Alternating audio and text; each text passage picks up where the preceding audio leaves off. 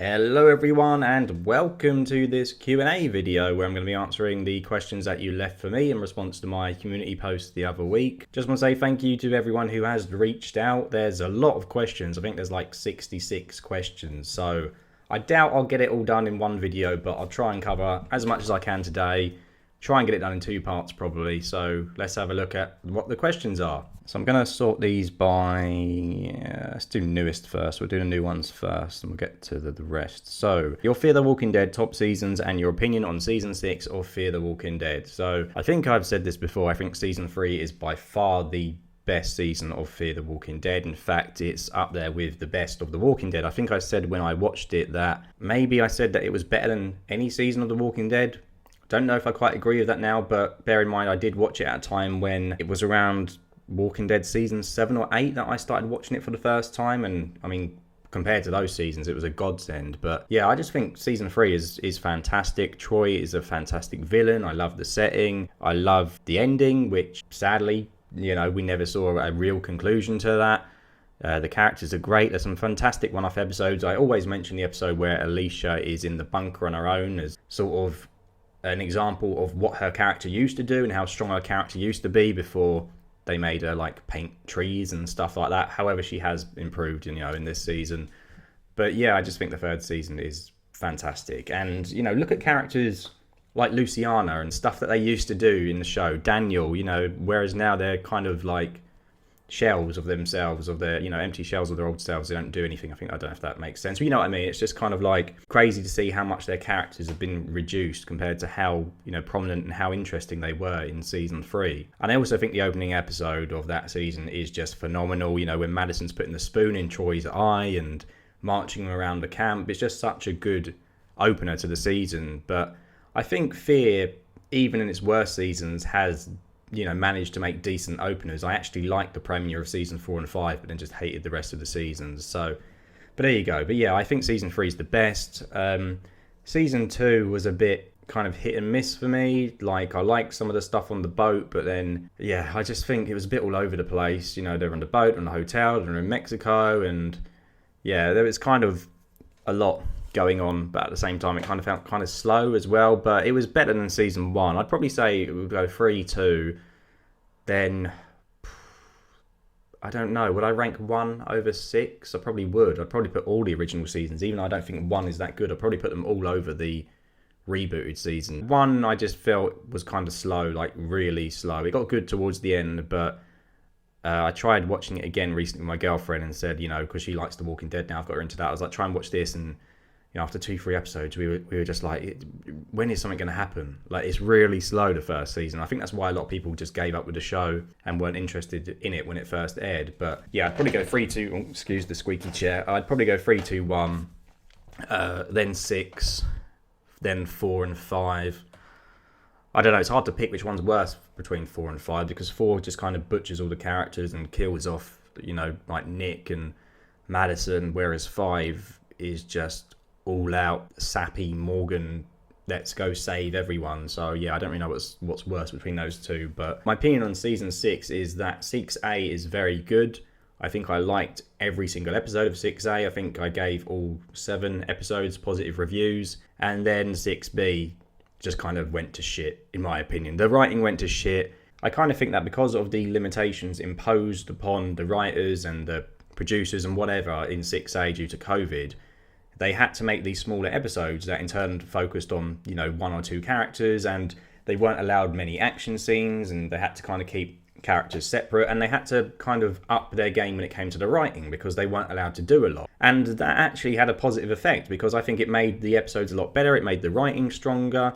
You know, it made the show kind of play to its strengths. It's kind of like how if you look at season 2 of The Walking Dead, we all know that the budget on that season was cut massively from compared to the first season, and because of that, you know, they had to spend a lot of time on the farm. There's a lot of character building, and I know a lot of people don't like that season. I know a lot of people still complain, oh, it was, you know, we spent too long on the farm, it's a bit boring. I think it's one of the best because of that, because it had to focus on the writing, because it couldn't do these, you know, massive action scenes because it didn't have the budget for it. And that's kind of what 6A was like. It couldn't do all these massive fights and, you know, herds of walkers or whatever because the restrictions were there, so they had to make the writing better. And I just think 6A is brilliant. And then 6B came along, and I remember seeing on, I think it was like Fear the Walking Dead or The Walking Dead's Instagram, where I think it was like Coleman Domingo, the guy who plays Strand, or someone was saying, oh, you know, we've found better ways to film now with COVID. We're allowed to have more people, we're allowed to do, you know, more things. And even then I was thinking, oh no, like this should be good, but I think the show's going to go to shit because now they don't have any limitations. Now they're just going to go full out and it's going to be dumb and we're going to have so much happening. And yeah, that's kind of what happened. They kind of focused on spectacle in 6B rather than actually the writing. So yeah, I think 6A is very good, but 6B just goes down the toilet. So half of season 6 is good, half of season 6 is very bad. Next question says, can you give your thoughts on every single Walking Dead and Fear the Walking Dead episodes? Well, I mean, if you want this video to be 12 hours long, sure, why not? Let's start with The Walking Dead, Season 1, Episode 1. Spoilers. It's a good episode. Very good opener. No, obviously, I'm joking.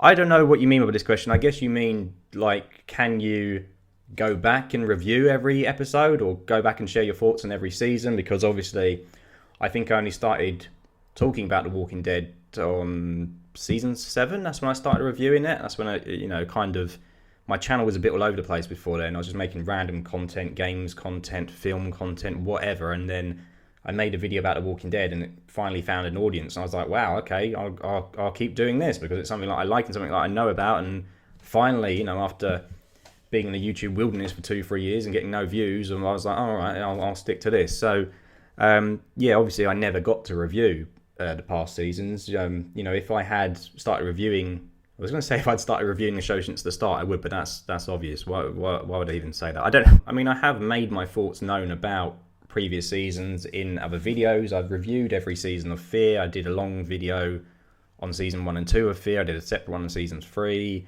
I've ranked The Walking Dead seasons 1 to 7, but my opinion has changed now, I think, on some of that and some of the stuff I said, so I may have to redo that. But in terms of like going back and looking at every single episode again, I don't really have any interest in doing that, to be honest, in kind of reviewing, you know, every single episode of The Walking Dead from start to finish. I don't think it's worth going back to because my opinion is already formed on a lot of these episodes, so I'm not watching it for the first time, so it's not as if I can be surprised or, you know, and in fact, going back to some of these episodes now, I might find them worse than when I first watched them because I know what's going to come. I know what's going to, you know what's happening. So, yeah, I don't think I'll be going back and talking about every single episode of Fear the Walking Dead and Walking Dead because, yeah, I kind of want to move away from that as well. I mean, there are other questions on here as well that I'll get to later about asking what I want to do in the future when The Walking Dead's finished and Fear the Walking Dead's finished, etc. So, yeah, I'll talk about that a bit later, but I don't think I can just talk about The Walking Dead forever. You know, when the show finishes, I don't want to just be like, right, the show's finished, so let's just talk about old episodes, you know, for 10 years until The Walking Dead gets a reboot or whatever. I don't really want to do that, but I'll go into more detail about that later on. Next question, do you think Madison or Troy will make a return to Fear the Walking Dead in season 7? So there were rumours about Troy returning when Dwight came over, I think was that season 5, and then these rumors were kind of quashed and yeah, just kind of put to bed, and we've heard nothing since about Troy. So I think Troy's done. I don't think Troy's going to be back. I mean, what would they do with him? I don't think anyone who's kind of, you know, who still likes the show and who's jumped on the show since Morgan crossed over would even know who Troy is anyway. He'd come back and no one would really care. I mean, he'd come back as well, and, you know, he had a relationship with Nick. Nick's dead. Madison's dead. Who would there be for him to interact with, really? I mean, Strand and Alicia and everyone's sort of split up. And also, I think, you know, why would Troy be in Texas if he did somehow survive getting battered by Madison? So, yeah, I don't know. I think Troy is done, personally. I don't think Troy will come back at all. Madison, though, who knows? I mean, they keep teasing it, don't they? The writers keep teasing it. They've been saying it for the last couple of seasons. I think they said that, we didn't actually see her die. So, I don't know. Maybe she will return in some capacity. Maybe she'll be in, I don't know, maybe she'll be in the World Beyond. Can you imagine? 10 years in the future is in World Beyond. Who knows? Yeah, I just think if they're going to do it, hurry up and do it, because I don't think Fear has got long left. I'm quite surprised this show's made it to 7 seasons, and yeah, I don't think it will go to, you know, like 11, like The Walking Dead did. I'd be amazed, or Walking Dead is going to. I'd be amazed if it does. So I think if Maddison's going to come back, they've got to do it this season. They've got to just hurry up and do it this season and get on with it. But I don't know. Personally, I don't know. You know, they keep teasing it, but that might just be all it is, a tease. So, you know, I wouldn't put it past these current showrunners. They do just like to kind of piss fans off and, you know, annoy fans. So, yeah, I don't know. I don't know. Honestly, I don't know. I think Troy's a no. I think Maddison, I mean, I'd like it to be. I'd like her to come back. You know, like I said, they are hinting at it, but my brain is saying no, despite, you know, my heart wanting her to. I just think it's just a tease. I think they're going to keep teasing it and say, oh, maybe she's alive. And yeah, I don't think so. So yeah, we'll see. We'll see. Next one, top travel destination, favourite food, favourite movie, favourite The Walking Dead episode, did you do acting before YouTube? So, okay, so top travel destination, I haven't really travelled at all, to be honest. I never had a passport growing up as a kid. I'm sure someone else later on asked me, I saw the questions, they asked me about like growing up in England. I have quite a big family, so I have like 3 brothers and 2 sisters. And yeah, we could never really afford like holidays or traveling. You know, like I said, it wasn't until I was in my 20s that I actually brought a passport for myself. So the only place that I've been abroad is Tenerife, and I went there with a friend. Oh, this was a while ago. I know it was during one of the World Cup. It was during a World Cup. It was like 2016, was it? Or was it before that? Was there a World Cup in 2016? What are we now? So it'd be 2022 next year. No, it must be 2014 it was. Yeah, it was 2014 because I remember the plane landed because England were playing Argentina, I think. And I remember we went out in the group stage. It was Roy Hodgson's team. No, Uruguay, because Suarez scored. I really need to mute this on my computer, sorry. Yeah, so I remember we landed in Tenerife and... sorry, I'm just trying to turn the sound off. We landed in Tenerife and obviously that's quite a popular England tourist hotspot. And with World Cups going on and, you know, we're mad about football or soccer. I know most of my viewers are American. Yeah, we're mad about football, and when a big tournament's on, you know, a lot of Brits go to abroad or they go to Spain and they get drunk and party and all that. And I remember coming off the plane and it's like, oh, we're out already. We're out of the cup already. Brilliant. So then you're kind of stuck. We were kind of stuck in Tenerife with tons of England fans who were just like depressed because we were already out of the competition. But yeah, that was nice. I really like that. But since then, haven't been abroad. Not because you know, I don't want to. It's just life's kind of got in the way. You know, I got in a relationship. I had a house, and you know the rent was expensive, and had a kid. Obviously, I got a daughter. Got married, and just so much to pay for. And you know, I was the only one working when I was with my wife. She wasn't working, so yeah, I just haven't had the money to go abroad again. Really, yeah. So I definitely want to do more. Traveling abroad. And also my wife was like scared of flying, my ex-wife, so yeah, we were never really going to go abroad, was we? So, but my current girlfriend, yeah, she's up for it. We want to go traveling. She's mixed race, but a family from like Jamaica, and she wants to go to like the Caribbean and stuff. But anyone who knows me knows that I can't handle the heat. You know, I get hot all the time and I burn when I'm out in the sun in like 10 minutes. So I don't think me and the Caribbean are gonna agree at all. I have to like be constantly covered up and under the shade because I'm just going to get burnt and yeah, end up with skin cancer. So but yeah, I mean, we will go, but yeah, I just have to be careful, I guess. I want to go to Tokyo. I've always wanted to go to Japan just because it just looks crazy. You know, the stuff they have over there, it just looks insane. You know, I like all their food, I like the culture, you know, and yeah, I'd love to go to Japan. There's not really many places I wouldn't want to travel to be honest, but yeah, it's just like I said, it's just the money and time and that kind of stuff. So to answer your question, sorry, I don't have a favourite travel destination for the first one, so sorry about that. Favourite food? These questions are from Nikki as well. I think you've been following me for a while, haven't you? So favourite food? That's a tough one as well. God, I don't know. Like, I love fish. Like, I really like fish. Like, I'll eat salmon and like with anything. Like, I love salmon. I think it's so nice. And everyone makes fun of me because they're like, I think salmon is typically like a middle class food. So all my friends are like, "Oh, you're posh eating your salmon." And I'm like, "It's just a fish, man. It's not what rich people eat, is it?" So I don't know. I mean, I'm certainly not rich, but Yeah, I love fish. Pasta, I love Italian food, like Chinese food. Obviously, I like takeaways like everyone else does, or, like fast food, McDonald's, KFC, everything like that. The only food that I hate with a passion is beans. I hate any kind of bean or pea. I don't know why. It's just something about the texture of like a pea or a bean just makes me want to throw up. I hate them. I absolutely hate them, and it's to the point like if there's beans in a recipe or peas, I will have to pick them out. I cannot deal with it. And I'm quite, I'm not fussy when it comes to veg. I'll eat any vegetables, but just peas and beans, ugh, yeah, they just make me want to be sick. So yeah, I haven't really answered your question again, have I? I don't really know. Let's say fish is my favourite food. Fish, there we go. Favourite movie? It still probably is going to be Empire Strikes Back. It was my favourite movie since I was a kid, and I still think it holds up today. I saw it, was it last year at the cinema? Because me and my brother, because obviously COVID, it was like we were the only two in the cinema. I think this must have been in between one of the UK's lockdowns, because it was like the 35th anniversary, I think. Was it 35? I don't know. I can't remember the exact number. But yeah, we saw it in the cinema, and yeah, I still think it's the best Star Wars movie, one of my favourite movies of all time. So there you go. At least I've answered one question. And favourite The Walking Dead episode? I know I did the rankings, didn't I, of the top Walking Dead episodes, and I put Killer Within as number one, as the episode where Laurie dies and T-Dog dies as well.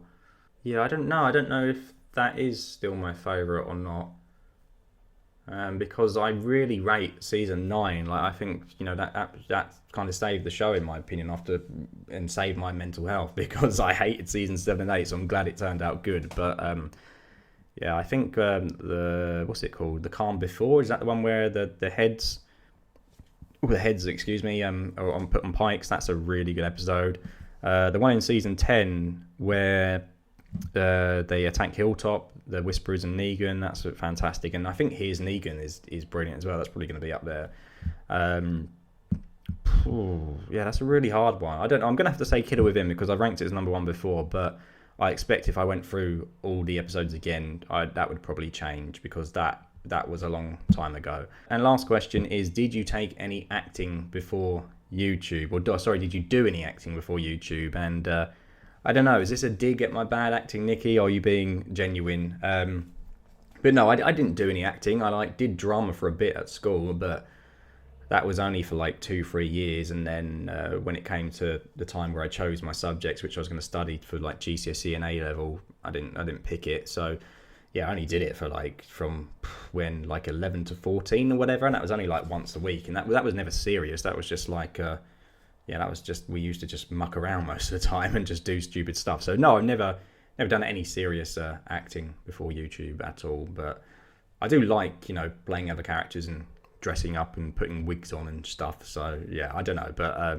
maybe I should do some more. I don't know. And yeah, thanks Nikki for those questions. Like I said, you've been on this channel for years, haven't you? So thanks for sticking around. Next one, Aaron, ranking of the Fear the Walking Dead seasons. Well, I think I've already answered that, didn't I? I think I said 3, 2, 1, 6, and then 5 and 4 are equally as bad. So next one, would Fear the Walking Dead be better if they got rid of most of the useless side characters and focused more on the original characters from season 1? Absolutely. Yes, it would be. It'd be better if they didn't introduce half those characters in season 4. We don't need them. The cast is so bloated now. Fear the Walking Dead, it's odd because it introduces new characters and kind of, makes them centre of attention for a bit, and then they don't do anything. Look at Al. So Al comes in season 4. We get a lot of story about her. What's she done this season? I think she's been in one episode with Dwight, hasn't she, in 6A? Hasn't done anything else apart from that. And then we got the lady who was on the truck lady, whose name I always forget. Again, she was, had a big role last season. Has done absolutely nothing, next to nothing this season. I don't know where the dude in the wheelchair is as well. Is he not allowed on set because of COVID or something? I don't know, but he hasn't been in it either, has he? And then you have the kids, they get introduced, we never see them again. But again, I think that's COVID restriction. But yeah, Fear just keeps introducing new characters, but it doesn't know what to do with them. They kind of come on the show, they do a bit, and then we don't see them for like a year, and then they come back, and you're like, oh yeah, I forgot these characters were still even here. So yeah, I just think the cast is way too big, and like someone said on the comments of the final episode, the nuke was a perfect time to get rid of half these characters and, you know, cut the cast down, and yet they only got rid of one person and actually introduced more people in the finale, because we had Dwight meeting these people and he hid in their bunker, and now Strand's got a little friend in his hotel. So it's like you're introducing more characters and you can't even cope with the amount we currently have, you know. I mean, like, again, Wes is another example. He comes on the show. They haven't really done anything with him. Yeah, you know, he was kind of the star of the episode where they went to the underground area where Teddy's group were, but that's about it. So yeah, they just need to get rid of some of these characters. There's just too many on the show. Like I said, the writers don't know what to do with them. And yeah, I think Fear would be a far better show if it just stuck to the main cast in season 4 or season 3. Sorry, if it just stuck to the cast at the end of season 3. I mean, they could have had Morgan come over, but you don't need to bring him over and, you know, like 10 other people. Just have Morgan, and they don't need all these extra people, in my opinion. But there you go. So next question. Overall, do you think that season 6 of Fear the Walking Dead was better or worse than season 5 and 4? So yes, I've already answered that. Yes, I do think it's better than season 5 and 4. And what would you have done with the season 6 finale? Well, I would have made the nukes have more impact, certainly. I would have killed more people. I would have explained how characters, you know, got to different areas and got to places, because it's just weird. Like the second half especially did this a lot, where one episode would end and the next episode they were the characters were somewhere else. And I did see someone make a point saying, oh, you don't need this to be explained. Why do we need, you know, scenes of characters driving to get to one place? You know, it's a waste of time. And I agree with that. I take that point. But at the same time, it is a genuine criticism when in the final episode you have the lady whose name I can't remember, who dies, stabs herself, who has the kid. And the episode previous to that, she's standing with who is it? I'm sure she's standing with Daniel or some of the other side characters. She's standing with besides sort of the nuke. And then this episode starts and she's on her own. And I just kind of think, oh, you've got all these characters. Why have they abandoned this lady? Why has no one said, oh, this lady's got a baby, I'll make sure she gets to wherever she's going safe? Where is she going? Why has she not gone with them? And it's just really dumb, you know? Like, why didn't the rabbi or Wes or someone go, oh, this lady's got a baby, better not leave her on her own in case she gets eaten by walkers or something happens? Instead, they just let her drive off, and we don't even know why she drove off. And it's just frustrating, you know? And it just felt to me like that scene was only put in just so that she could die, and then Morgan and, what's her name? Oh, I can't remember the lady. I'm really bad with names today. The lady, he's Grace. It was only just put in so Morgan and Grace could now have this baby to look after, and now Morgan will spend the next season going, oh, ma, this baby, she's the future. We got to protect her, Grace. We got to protect her. We were giving her to look after. We got to make it mean something. And yeah, so that was dumb. That was just dumb. And it's also kind of annoying how all these characters, the main characters, conveniently found someone or conveniently found a place to hide which can, you know, avoid a nuclear blast. That just made no sense to me at all, and kind of, you know, just made the whole nuke seem a bit pathetic, really, the whole nuke scenario. I mean, it's hard to say what I would have done differently in just one episode, because I would have done the entire story differently. I would not have had this whole nuke scenario and all of this nonsense happening. I just would not have had that at all. Yeah, I didn't like the way the story went at all. I agree with Dakota dying. She needed to die. I think Alicia should have done something. I was expecting Alicia on her end in the bunker to, you know, find something that could help, or something, you know, like something that could stop the nukes, but we don't even see her. Yeah, I just felt it was just really corny and rushed, and there was too much jumping about, and I didn't like the fact that everyone, like I said, everyone managed to survive a nuclear blast by finding a place to live. I didn't care for the CR showing up again as Civic Republic. Like I said, you know, I made a point in the review that Scott Gimple and, you know, AMC keep pushing the Civic Republic. Oh, keep watching the Walking Dead universe to find out about the Civic Republic. Yet, you know, what are we in now? We're season 11 of the main show, and the CR introduced when? 7, 8 in the main show, and we still know next to nothing about this group, and I've kind of just stopped caring, because I think when you've dragged out a mystery like this for so long, you know, for whatever, 4 or 5 years, I think it's ultimately just going to end up in disappointment. I think we're going to get to the Rick movies or whatever, and there's not going to be a big reveal. The CR aren't going to be working on a cure. There's not going to be something amazing, mind-blowing, and I think it's just going to disappoint a lot of people who've been holding out hope that the Civic Republic would be something incredible, and I just don't think it will be, but maybe that's just me. I also just hated the scene where Wes was spray painting on the floor, there's a nuke going off. Where's the urgency? Oh, I'll just spray paint a message on here. And it was like some corny message like, oh, this is not the end, which is, just typical kind of writing of what, Chambers and Goldberg, what they do, just typical corny shit. So, I just didn't like the episode at all, but you obviously you knew that from the review. And the last one, favourite character from each season of Fear the Walking Dead, no repeats. Ooh, interesting. Okay. Season 6. So what? So I can't choose a character twice. So I can't say Alicia for one season, and Alicia in the next. So, interesting. Right. So this is going to be tough. So season 1. To be honest, it's been so long since I watched the first 2 seasons. So the first 2 are pretty much going to be guesses, if I'm honest. So season 1, I remember at the time I didn't like Nick, so I can't say Nick because I remember I didn't like him. I liked Daniel, especially, because he was in the torture scenes and stuff like that. I liked Ophelia as well. I don't know, I say Daniel for season 1. Season 2, God, again, this is hard. Season 2, maybe Travis, actually. Especially, at the end when he goes crazy and kills those guys because they kill his son. We'll go Travis, season 2. Season 3... I really like Madison. Nick is fantastic in the 3rd season. Luciana's really good.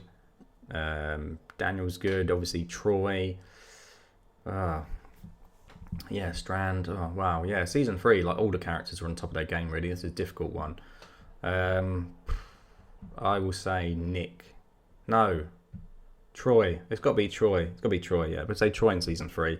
Season 4, God. Don't like anyone in season 4. I don't know, I was going to say John, but then I was going to pick John for 5, and then I don't know who I'd pick for 5 if I pick John as 4. So we'll say John in season 4 because he was one of the few new characters that I actually liked. Season 5, we will say, oh God, this is a tough question, this one. Season 5, I don't know. Dwight, because he's the only person I actually like and the only one that I haven't picked, really. I don't really think, Stranded or the Luciana or any of that lot did anything particularly good. So, I'll say Dwight. And then season 6, God, there's no one left, really, for me who I like. Season 6, God.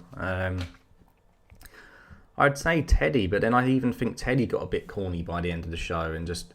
I think, he started off being quite scary, but by the end of it, he was just a bit of an idiot. So, he kind of, in my mind, kind of lost his edge as a villain and kind of just turned into a bit of a joke, really. I don't know. I didn't like Sherry. Daniel didn't do a lot. Strand, Strand was interesting. He was kind of back to how he used to be with double-crossing people and stuff. God, I need to hurry up and pick. Have I picked Alicia in any season? No, I don't think I have. We'll just say Alicia. We'll say Alicia because she's actually does stuff this season. Actually, goes back to how she used to be and doesn't take any shit. And yeah, I like Alicia in this season. So we'll say Alicia. So there we go. That was a horrible question, by the way. Double barrel of the question, if that's cool. Would you ever be doing an updated favourite, least favourite character list? Yes, I probably will because the... top 10 worst characters of the Walking Dead video, I think that's like one of my most viewed videos and I think it's shit. I think it's really bad. I don't know, there was a period like when I was first starting doing Walking Dead content where I started making these lists and like loads of people were watching them, and I go back now and I don't really know why. I guess it must just be because like I was the first person to do it maybe, but I don't think the recording quality was good, the audio wasn't good. I used to sound like quite robotic, but where I used to edit my videos, I didn't really know much about audio editing, so I used to like edit everything, so I got rid of like every breath and every little click and every noise to the point where it sounded like really robotic. And I also think I used to like try and make my voice higher because I know I have quite a deep voice, and I thought that if I just talked how I do now, people wouldn't like my videos. So I was always a bit like, hello and welcome, like try to put on like this higher voice, and it just came off sounding really unnatural. And yeah, I also don't agree with much of the list anymore. Look at the top 10 worst characters, and I think no, I would change this. I would not put these characters up there. So yeah, I probably will do an updated one at some point. I don't actually think I've ever done a favourite characters list, so maybe that's something to do in the future as well.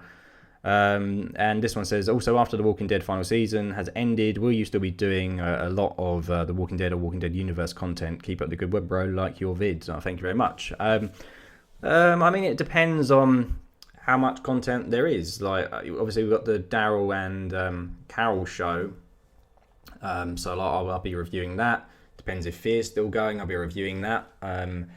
So if The Walking Dead isn't the final season, it's going to take place over a couple of years, isn't it? So I'm guessing The World Beyond would have been finished by then as well.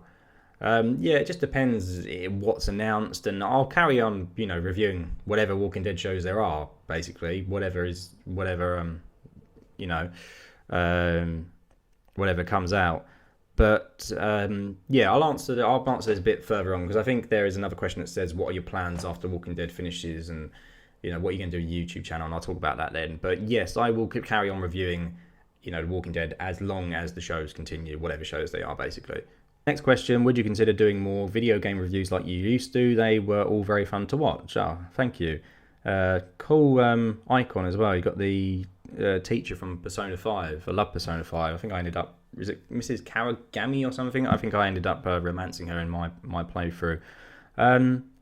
I'm honestly surprised that anyone watched my game videos. So, but I don't know. You'd have to let me know. Did you Dragonfly44? Were you a subscriber back then, or have you only recently seen them? Yeah, thank you.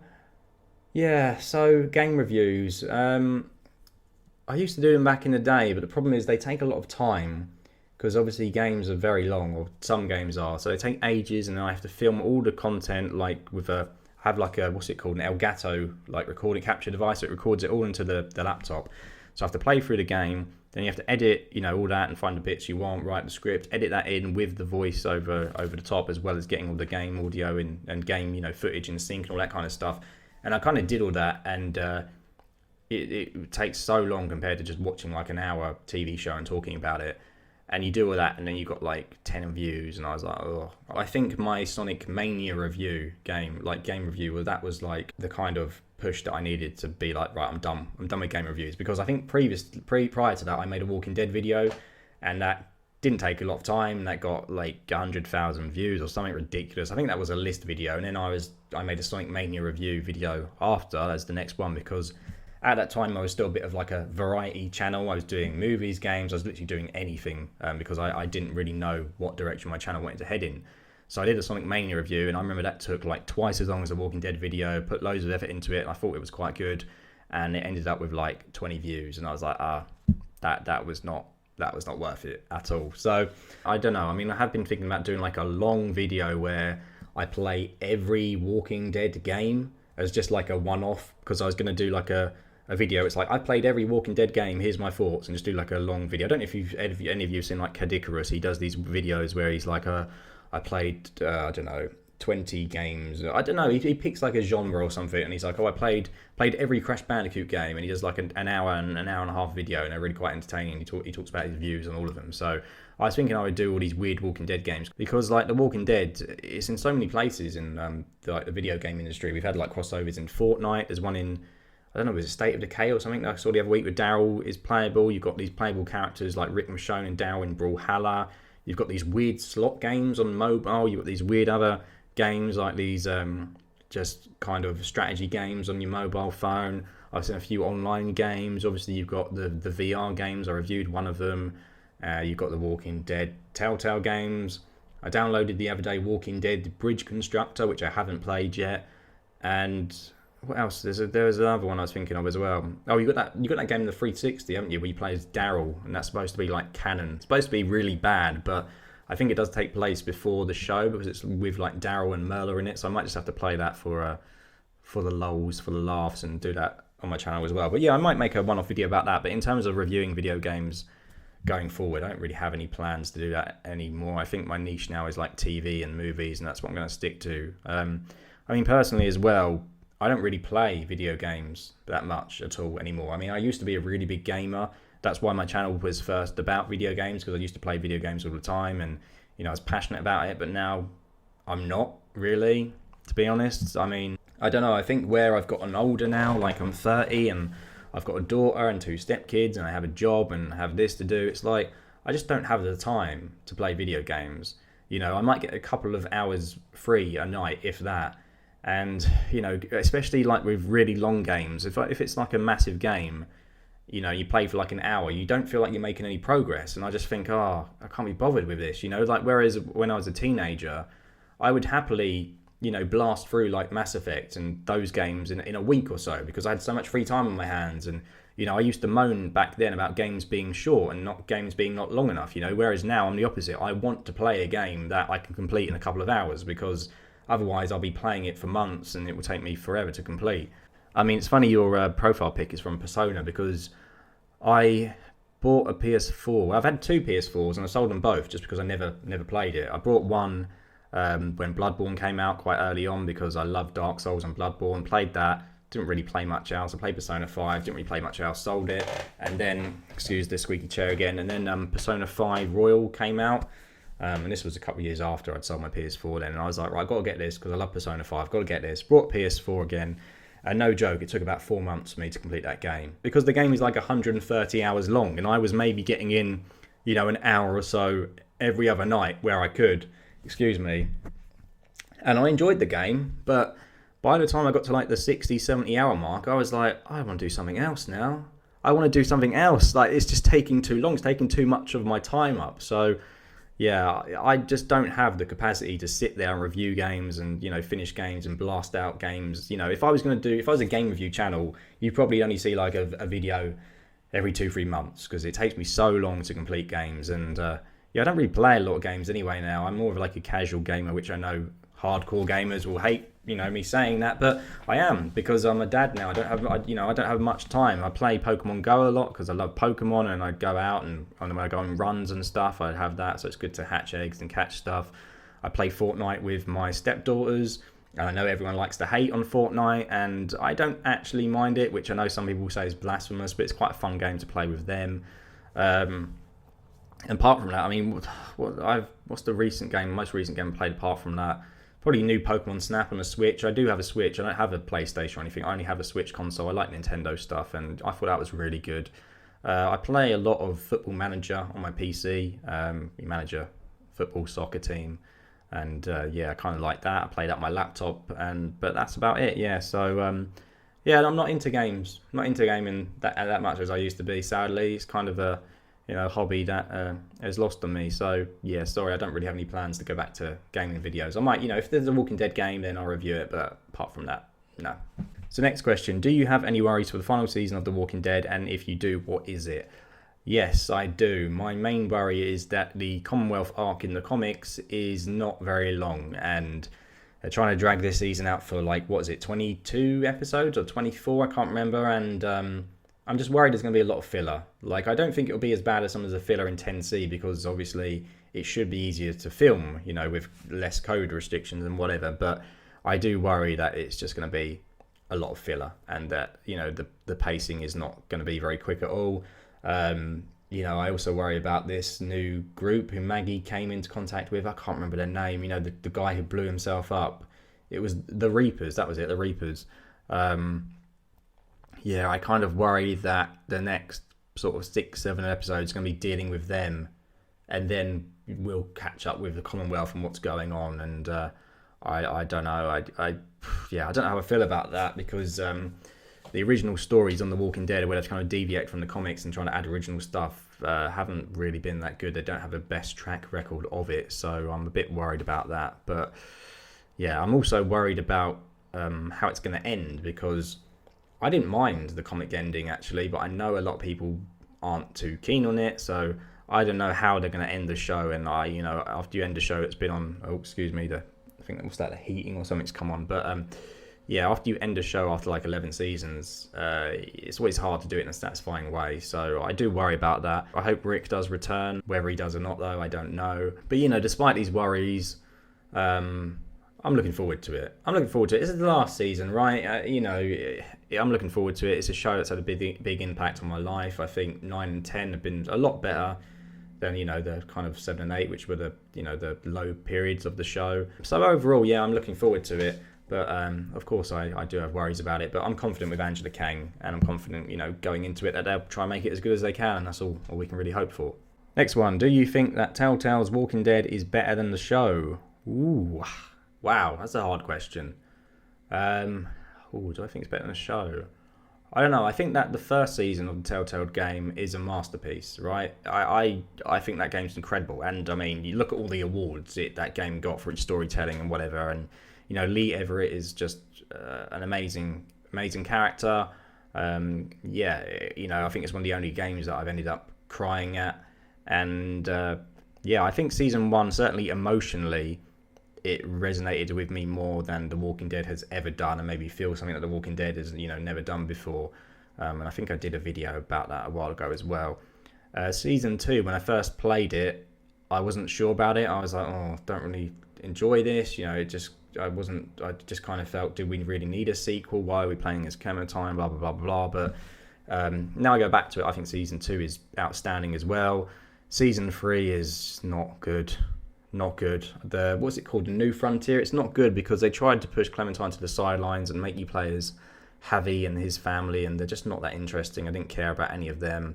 Final season, again, was hit and miss, but we have to kind of understand that the company behind it, Telltale, they were closed down, didn't they? So it's kind of amazing that they even finished the season. But that season's not great either, in my opinion. But I certainly think the first 2 are exceptional. Season 1 is brilliant, but I don't know. It's hard to say if it's better than a show because they're completely different pieces of media, aren't they? Completely different. It's hard. I don't know.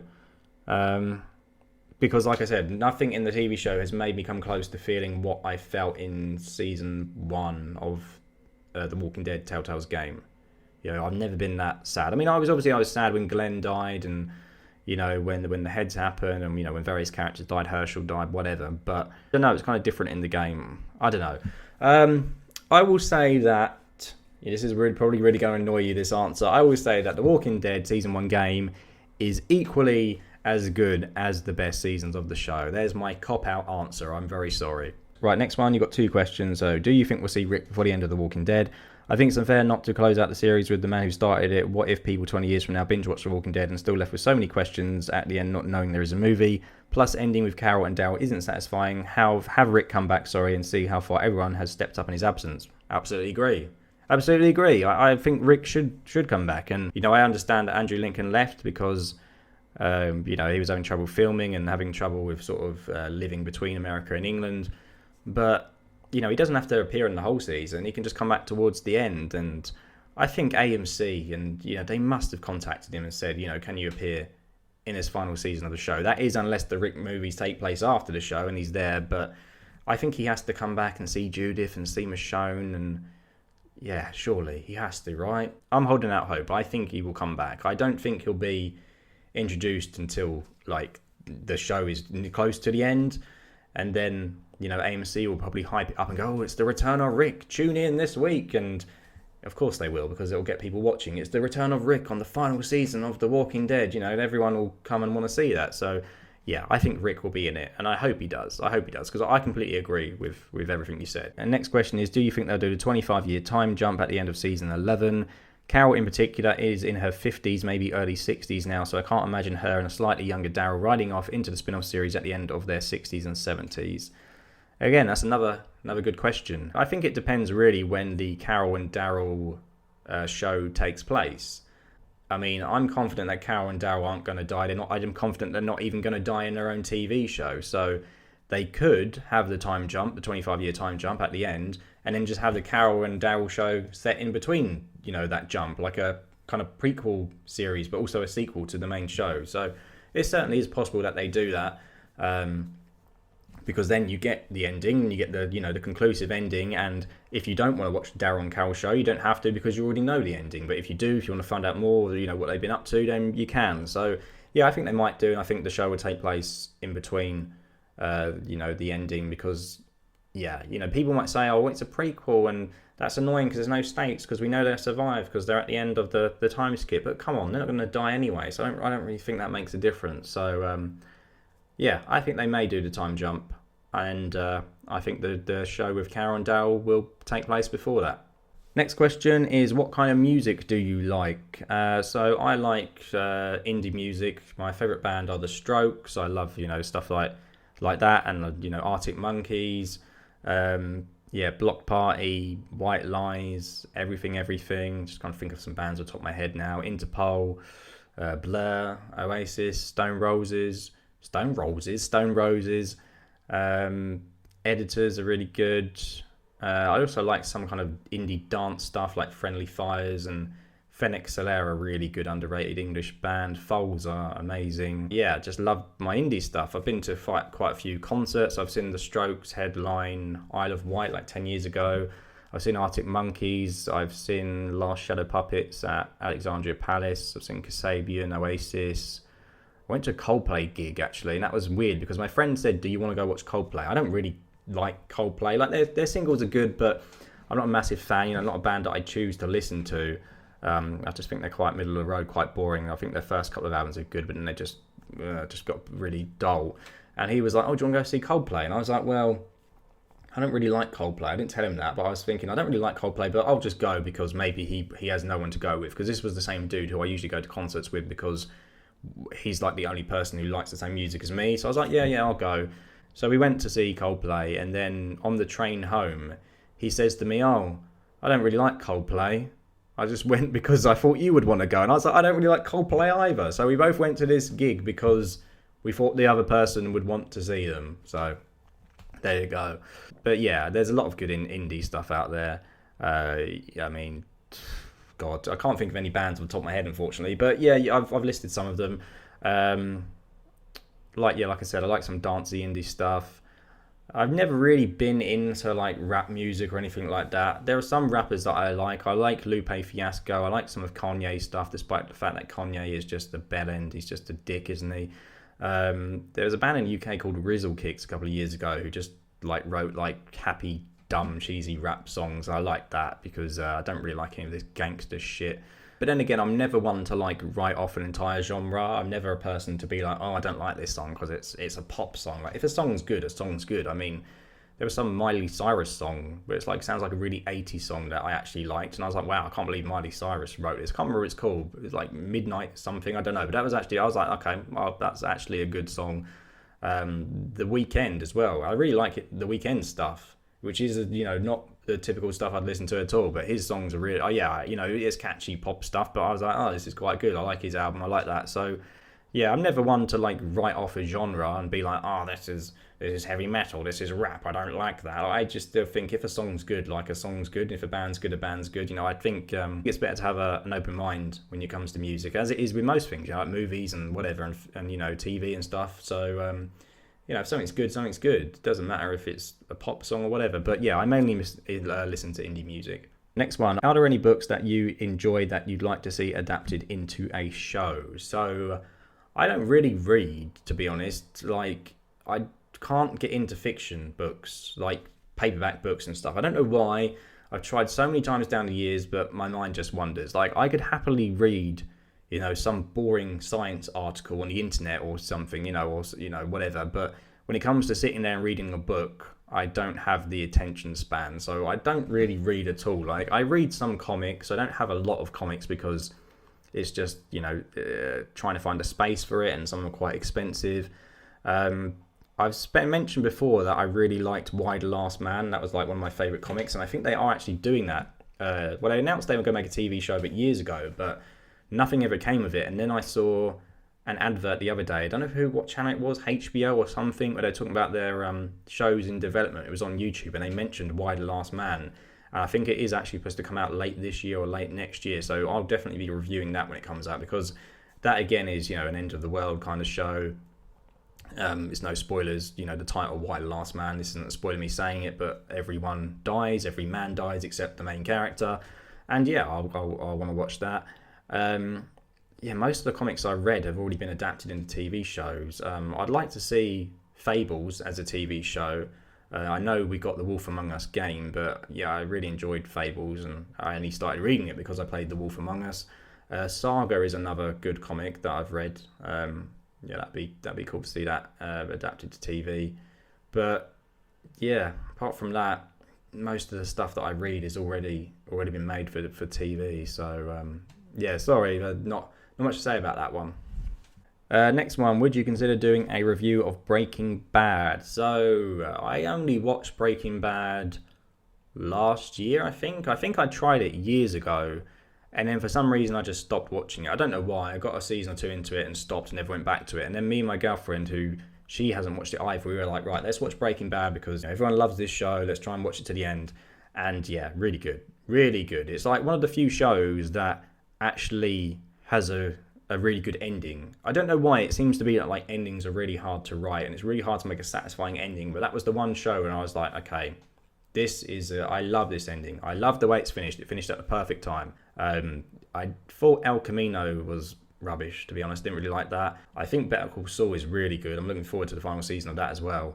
But would I review Breaking Bad? I don't know. I mean, I probably would have to go through and watch it all again because it's a show that I've only watched once, like to the end, and that was sometime last year now, so I have forgotten a lot about it. And I don't know what more I could add to a Breaking Bad review that, you know, has already been said. That's the thing. It's, you know, it's been a show that you can probably Google Breaking Bad and there's probably so many people talking about it and doing retrospectives, and so I don't know what I could personally add to a review that hasn't already been covered already, you know, on the internet. So I don't know. I think if I do go back and watch it again, then yes, but if not, then probably not. Right, next one. In retrospective, do you think that Carl's season 8 death was a mistake? And what are some of your favourite TV shows other than The Walking Dead? So yes, I do think that Carl's death was a mistake. I still do.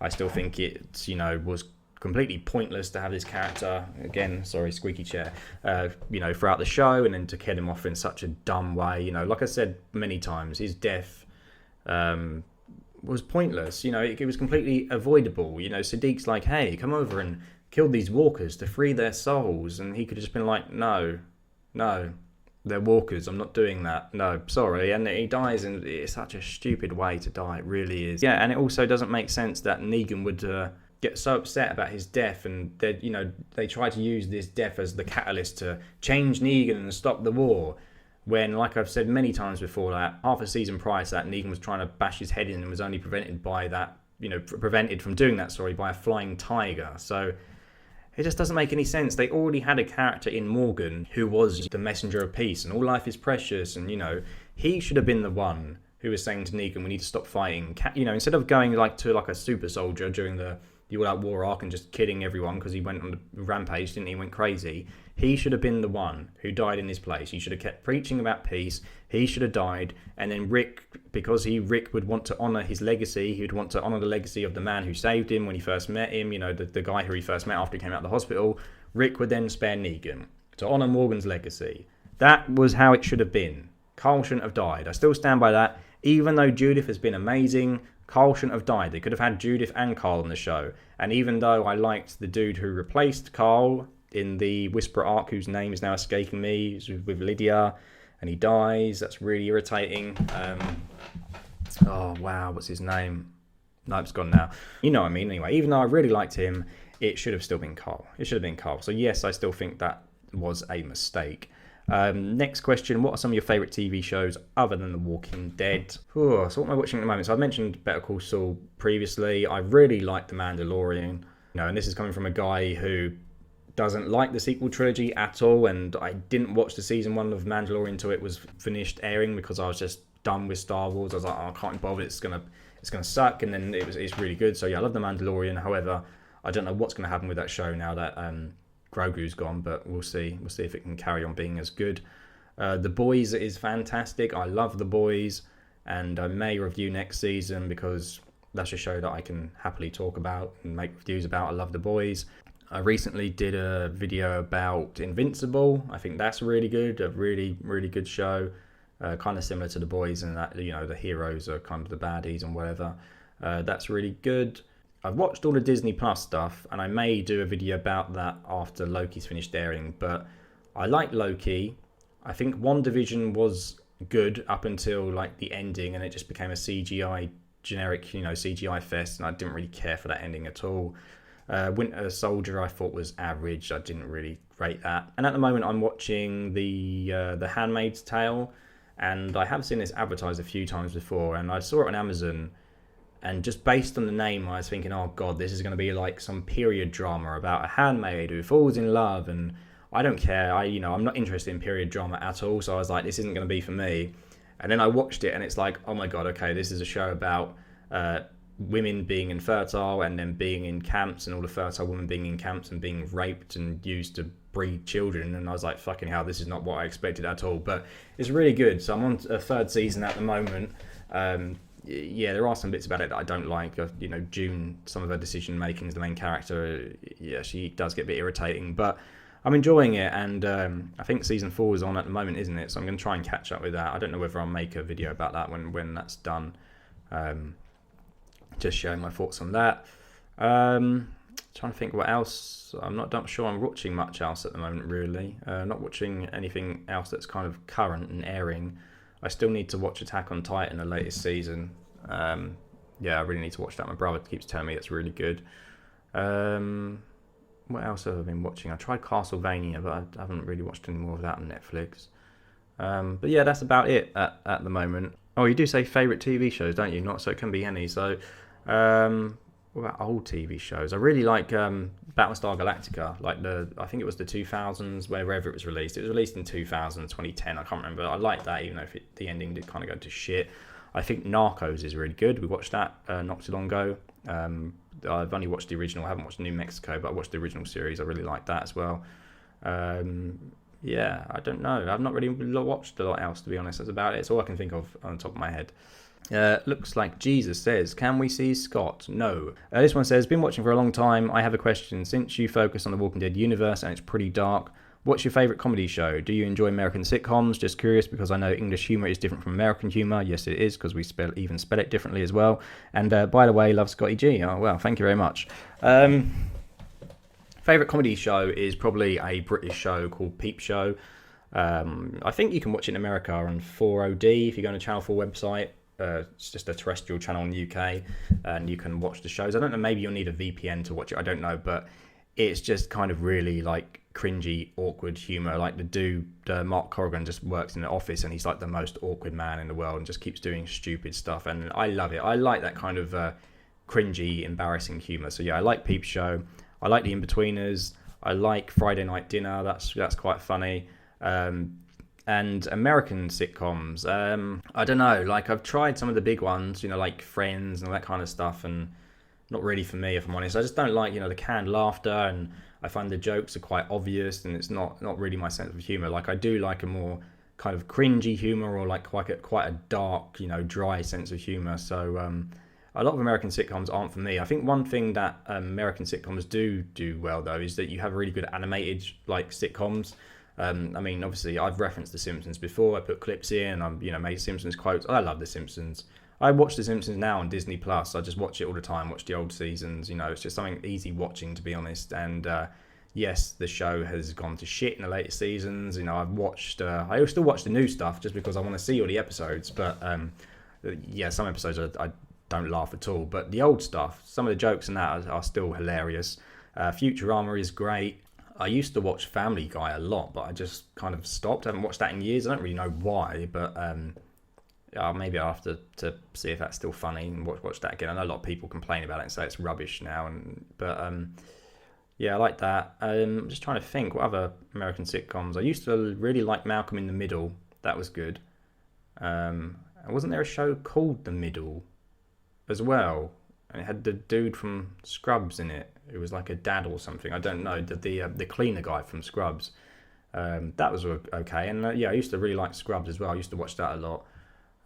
There's two comedy shows I've started watching recently. I've started watching, it's not American, Flight of the Conchords, because I watched that when I was younger. I must have watched it before because I remember all the songs, and I remember like some of the story of the first couple of episodes, but I don't think I've watched it to the end. I know it's only a couple of seasons, but yeah, it's really funny. It's really funny. It's a shame they never did a third season, but yeah, I like Flight of the Conchords. The songs are absolutely brilliant. And I've also been watching Curb Your Enthusiasm because my friend said to me that it's not your typical American, humor show. It's just about a dude who just says shit that pisses people off and doesn't care what he says. And I was like, okay, I'll watch it. And yeah, it's really funny. I love the guy in that show. That's fantastic. But apart from that, that's about it really. And my battery's about to die, so bear with me one moment. I had to move the camera to get closer to the plug. Hopefully you can see me all okay. Actually looks better like this, doesn't it? More light on the video. But anyway, yeah, I hope that answered your question about comedy. And I'm glad you like Scotty G. So obviously that's some comedy that both Brits and Americans love, or maybe all the British people hate Scotty G. I don't know, but yeah, thank you for that. Next one says, I know that in your opinion Fear the Walking Dead 6P was not great, but where would you place Season 6 in the Walking Dead universe in terms of ranking of the season? So yeah, I think I've already answered that one. It is better than 4 and 5, but I think it's worse than the first 3 seasons of the show. Next one, have you seen The Sopranos? No, I haven't seen The Sopranos, but it is on my list to watch because I always hear good things about it. I know one of my friends, he really rates it as well. So again, I will watch that at some point, I'm sure. God, I really need to get a new chair, don't I? Ezekiel Cohen says, do you play video games like Resident Evil or Call of Duty? Kind of covered that one. I'm not a first-person shooter fan at all. Never have been, so I won't play Call of Duty. I don't know, I just never been able to get on with the first person viewpoint. I don't like it. I prefer third person where you can actually see the character, like Gears of War, Mass Effect, that kind of stuff. Resident Evil though, I do like Resident Evil series. The Resi Evil 2 remake on like the PS4 and Xbox, that's a fantastic game. I remember, I completed that game a few times. One of the few games in the last couple of years that I have completed a lot. I like that.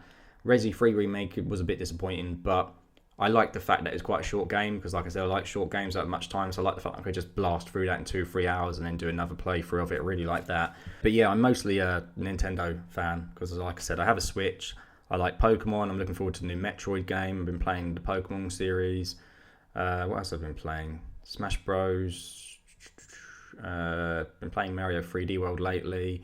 I brought like a retro console. It was like a retro Sega Mega Drive, and I modded that to put some SNES games on it as well. So me and my girlfriend have been playing through Super Mario World. We completed that together, and we're playing through Super Mario Bros. 3. I never had a SNES as a kid, so it's like first time playing these games for me. So yeah, that's quite cool. Love Sonic the Hedgehog because I grew up with a Mega Drive, or Genesis as it's called in the US, and yeah, I still love Sonic. I still think Sonic 2 is phenomenal, absolute brilliant game. Yeah, Sonic has kind of gone down the pan recently. I don't really like the 3D games, but I still love Sonic. What else? What other games do I like? What other games did I used to like? As mentioned, I love Persona. Used to be a massive Metal Gear Solid fan, so much so that I've actually got a Foxhound logo like tattoo here. Yeah, used to love Metal Gear, and I still think the first 3 games are good. I think the 4th game is just I kind of liked it at the time, but it's just the story is all over the place. I mean, the story is all over the place in all the games, but there's a video online for number 4 where it's like there's a clip of every time a character says nanomachines, because that's like Kojima's go-to in that game. If there's something that can't be explained, it's like, oh, the nanomachines did it. The nanomachines, and it's just like that video is 4 or 5 minutes of characters just going nanomachines, nanomachines, nanomachines, and yeah, it's a bit of a convoluted mess, that one. Funny fact though, the dude who plays Drebin in that game is Ezekiel in The Walking Dead, same voice actor, which is quite interesting. But yeah, 4's okay. Metal Gear Solid 5 was the only Metal Gear Solid game that I didn't complete. Didn't like it, sold it. Yeah, now Metal Gear is on like a hiatus, isn't it?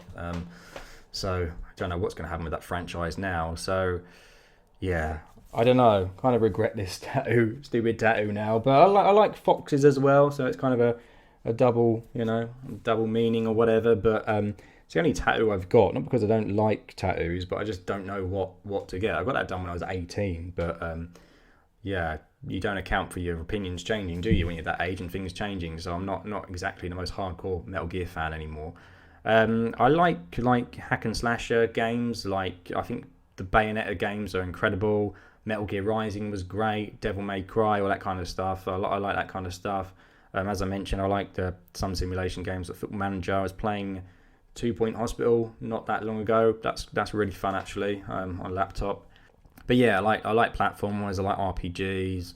I don't mind some racing games, Mario Kart, some stuff like that. But like I said, I just don't get much time to play them anymore. Next question: you much of a big TV drama watcher outside of the Walking Dead universe? Well, I've answered. What I'm watching at the moment. The Handmaid's Tale and waiting for Better Call Saul and The Boys and that kind of stuff. So yes, I watch more TV now than I've ever done before. And that's simply because growing up, because I was always into gaming, I was always into video games, I could never really get into TV because I wanted to be doing something. I wanted to be interacting with something, So I was just kind of watching, every time I tried to watch TV when I was younger, I was like, oh, this is boring. I want to play a game. But now as I'm older and I have less time and, when you go to work and you just want to switch your brain off after you finished work, I'm like, I can't be bothered to play a video game. I know that's really lazy to say I can't be bothered to press a few buttons, but I can't. And I'd rather just watch TV now, so it's gone completely the other way. But apart from what I'd mentioned, there's not really a lot else that I'm watching at the moment. Like I said, I'm watching Loki. There should be a new episode out today. I'm watching that every week, and I'm enjoying that. And I hope it sticks the landing because, like I said, I've felt Wanda kind of messed it up at the end. But I hope this pulls off the ending. Trying to catch up with The Handmaid's Tale as well as the other show that me and my girlfriend are watching at the moment. But apart from that, not much else. I'm just trying to get The Handmaid's Tale done, and I'll move on to my next show. So Peter says, what do you do for a living? Your reviews are the most entertaining on YouTube. Oh, that's very kind of you, Peter. What do I do for a living? So I work for a fraud department in local government. I've been doing that for 2 or 3 years now. When I finished school, I didn't know what I wanted to do.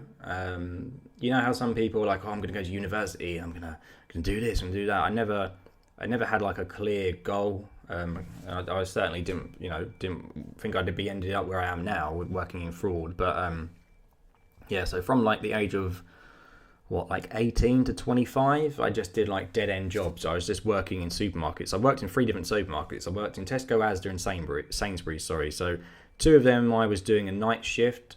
So I was just putting stuff out on the stock, just putting stuff that came in the warehouse, putting it on the shelves, and that's not an easy job. People think it's easy. People think stacking shelves is easy. Oh my god, the amount of stuff you have to put out, that's back-breaking work. That's hard work, and I hated working nights as well because it just messes with your social life. I had 2 days off a week, but the 2 days that you'd work the night before the first day, so then you'd be absolutely knackered, and then the next day you'd have to kind of get your routine back to sleeping for the following day, during the day, if that makes sense. So it was just a complete utter nightmare working nights. Basically I didn't have a social life because of it. You can't live a life working nights. You can't do it permanently. It's really rubbish. So I did that for a while. I worked in a pharmacy in Tesco for a while. Didn't enjoy that at all either. Just serving customers, did not like that. Then I moved to Sainsbury's and I was working, it wasn't nights, but I was working stupid hours again. I was working 4 a.m. till midday. And that was loading all the vans for the online shopping. So if you go online and you do your online shopping and it comes out to you and it gets delivered. So I would have to load all those vans up and pick all the stuff and load the vans up. And again, that was kind of back-breaking work, but that was quite fun, weirdly enough, because we had a good group of people. And I think that's what makes those jobs in retail is if you work with people who are funny and make the time go quickly, then that makes it. Because if you don't get on with people, those jobs suck, and it's just going to drain the life out of you. So I did that for a couple of years, but with retail, it's kind of impossible to get full-time contracts, or it is in the UK, really hard to get full-time contracts. And I needed something permanent because I was moving out and having a baby, and the hours were shit, and they were cutting my overtime and all kinds of stuff. So about 5 years ago, I went for an apprentice job at the council. And it was apprentice customer service job, which isn't really what I wanted to do. Answering calls, answering queries, not really my thing. But I was like, screw it, if I do it, I'll get my foot in the door and hopefully I can do something better. So I took a pay cut to do an apprenticeship and had to do an MVQ and all this kind of stuff. Did that.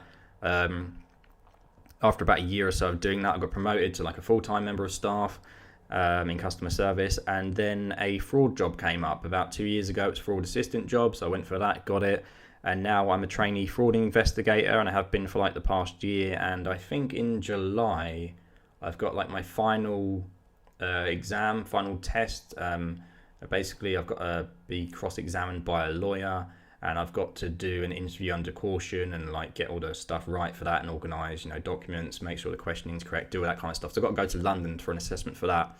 And then when that's done, I'll be signed off and I'll be a fully qualified fraud investigator and can go out and catch some people doing fraud. So yeah, that's what I do.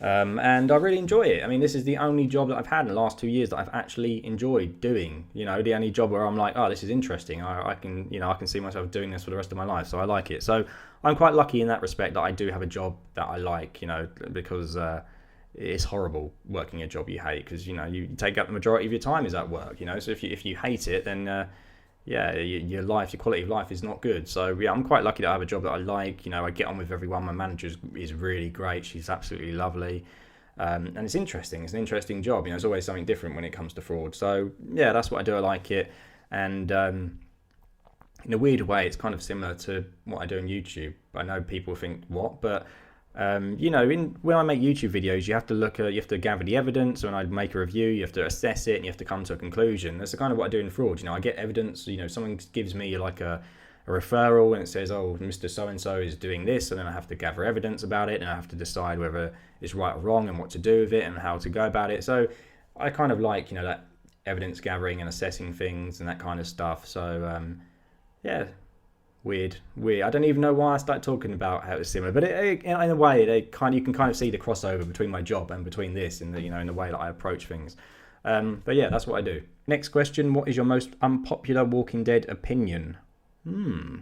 Interesting. On the top of my head, it's probably the fact that I don't like the episode in which Tyrese dies, because everyone seems to love that episode. I've mentioned this multiple times. I put it in my top 10 worst episodes, I think, and a lot of the comments are going, how can you hate this episode? How can you hate this episode? I mean, I think even one guy accused me of being racist because I didn't like it. And I was like, I just thought the episode is crap. Like, it doesn't make me... They're like, oh, you don't like Tyrese because he's black. I was like, really? What's wrong? How did you even reach that conclusion, mate? I was like, the episode is just terrible, I think. Like, he just walked into a house, get bit, and then it's like 40 minutes of him hallucinating with dead characters. And again, you know me, I don't like flashbacks, hallucinations when they don't feel warranted. And The Walking Dead isn't very good with its flashbacks, and its hallucinations. They just feel kind of corny and out of place, and yeah, it just felt like weird. I know the characters who appeared before him were dead, but did Beth have much of an impact on Tyrese? I don't think she did. And then you got the governor going, oh, you need to earn your keep, and he only said that like once or twice, I think. So why is he now saying you need to earn your keep over and over again to him? And yeah, the whole episode was just bizarre. The fact that as well he got bit in such a lame way by a walker who he should have seen coming anyway, and he just spends 30 minutes there dying, and then he ends up dying. Yeah, I just think that's a really, really bad episode in my opinion. But yeah, I don't know what other unpopular Walking Dead opinions I have. Certainly not off the top of my head anyway. So sorry if that's not a satisfying answer, but that's all I can think of at the moment.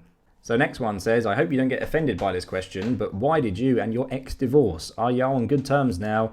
If I offended you, I'm sorry, I was just curious. You don't have to answer. So no, that's absolutely fine. I'm happy to talk about it. So this could be quite a long-winded answer though. I'll start with the second question first. Are you on good terms now?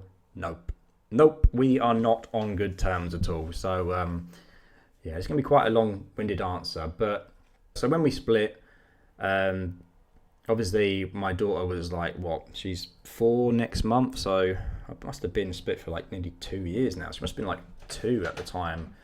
Yeah, I think that's right. Anyway, so we split, and I left the house that I rented. I left that and all my stuff to my ex-wife, because I said, you can stay here. You need the house. My daughter needs the house. I'll move back in with my parents and then sort myself out later going forward, and see where it takes me or whatever. So I left them that, and my ex-wife said to me that you can come around and see your daughter on the weekend, Saturday and Sunday, and you can come around during the week after work and put her to sleep, because I was always the one who put my daughter Daisy to sleep. She would only go to sleep for me because yeah, sometimes, I'd be up there for an hour and a half or 2 hours just trying to get her to go to sleep, but I'm kind of stubborn. I'm like, look, it's your bedtime. I'm going to stay here until you go to sleep. Whereas my ex-wife would just try and take her up for 10 minutes. And if she was fidgeting, she'd take her down and be like, she's not sleeping. Whereas I'm just like, nope, you're going to sleep. You're doing what I tell you. So, yeah, I was always the one to put to bed. So anyway, so that was our agreement. And I said to my ex-wife, like, why can't I have her on my own? This is a bit weird, right? I'm having to come spend time with my daughter at your house with, you kind of hovering over me, someone who I've just split up with. This is just kind of bizarre. But she was just like, oh, just give me some time. I just need time. So I was like, fine, whatever. I get she's hurting, so I'll let her do that. Then after like a month or so, she's like, oh, I only want you coming around one weekend day because it's too much for me. And I was kind of like, okay, fine, whatever. But I want to see her at mine. I want to take my daughter out. I want to see her at mine. I want her overnight. Yes, I'm living at my mum's property, but there's no reason why she can't stay there. And again, she wouldn't agree to it. And long story short, she kept kind of cutting the time that I had with my daughter. I kept kind of cutting the time. She was like, oh, you need to drop this day in the week as well. And then when she got with a new guy, she basically said to me, oh, I'm not comfortable with you coming around anymore. And I was like, that's fine. I don't have to come around. Let me have my daughter on my own. I don't need to be coming to your house. We've split. Why am I even coming here anyway? This was what you wanted. And she said, oh yeah, I'm not comfortable with you coming around. We'll have to have her at a neutral location. And I was like, what? Why can't I just have my own daughter at my house? So then basically what happened after that was there's like a play centre. I can't remember what it's called, Imagine or something. It's like a play centre, soft play area. And she took her there every Saturday. And that was the only time I saw my daughter. It was like 2-3 hours a week at this soft play centre. And obviously I had to do something about it. So I was applying for court. But the court process in the UK takes ridiculously long. So you have to go to mediation first before you can go to court. Because I learned the hard way. I did a court application and they say, no, you can't go to court until you do mediation. And I can't phone the police and say she's not letting me have my daughter because she's the mum. She has parental responsibility, as do I. So they say, oh, it's a domestic thing. You have to sort it out in court. So she was only letting me see my daughter for like 2-3 hours a week and there was nothing I could do. So I applied for mediation. I then had to wait like 2 or 3 months to get anything from mediation, get a response because they're so busy and because of the backlogs and whatever. So I went to mediation and the mediation was not very good in my opinion. They basically felt like I walked into a room, because the 2 mediators were women, and it basically felt like I walked into a room where it was just full of women who hate men. Now, I don't want to play the sexism card or whatever, but that's what it felt like. It felt like I was walking into this room and these 2 ladies were just asking questions that weren't irrelevant. They were asking me stuff like, oh, how do you think your ex-wife felt when you left her? And I was like, what does this have to do with my ability to be a father? I was like, this is nonsense, why are you even asking me this stuff? So the questioning was really unprofessional and really irrelevant. And in the end, my ex-wife was still being a pain and still offering me very little time with my daughter. And the best I could get her to agree to was like, what was it? Like, it was like 4 hours on a Saturday, going up to 6 and going up to 8 over like a period of like, I don't know, 3 months or something. And it was at my mum's house, at my property. And of course, I was livid. I was like, this is a joke. How can I only see my daughter for 4 days a week? 4 hours a week, sorry. I mean, I was the one who, like I said, I always put her to bed when I lived with her. I was the one who changed her first nappy. I was always playing with her. I have a great relationship with her. But that was all she was offering. And as I was only seeing her like 2 hours a week in a neutral place, I was like, fine, I'll agree to it. Because it's better than what I've got. I'll still go to court and, apply for more time. So that's what I'll do. So I agreed to that, and I think it was, I don't know, May or June, sometime last year, because I remember shortly after the agreement, the UK went into its first lockdown.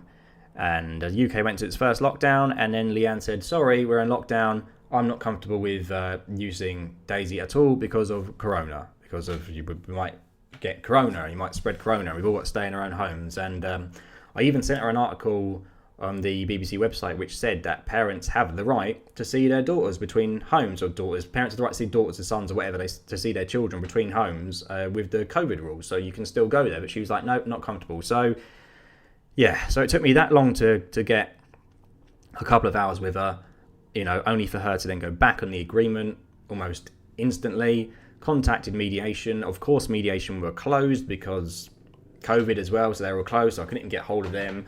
I think they actually replied to me in like last November, which was way too late because I'd already gone to court by that time anyway. So yeah, so that happened, and then I'm applying to court, and then I have to wait for court to go through. And obviously, because of COVID and whatever, there's a massive backlog at court. So I then don't hear back from the court till like what?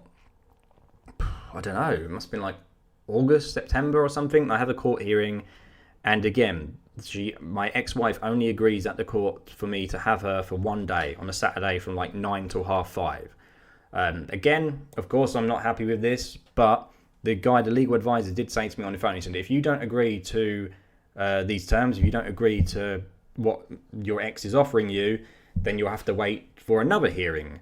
And at this point, bear in mind, I hadn't seen my daughter for like 3 months because my ex-wife was refusing for me to see her during, lockdown. So I was just like, I'm just going to have to agree with it because one day is better than nothing, even though I think this is quite a joke for a dad to only be able to see his daughter one day a week because, like I said, I was very hands-on dad. I wasn't one of these dads who didn't do anything. I was always there, always playing with her, always changing stuff, changing a nappy, feeding her, and whatever. So I was like, fine, I'll just take it.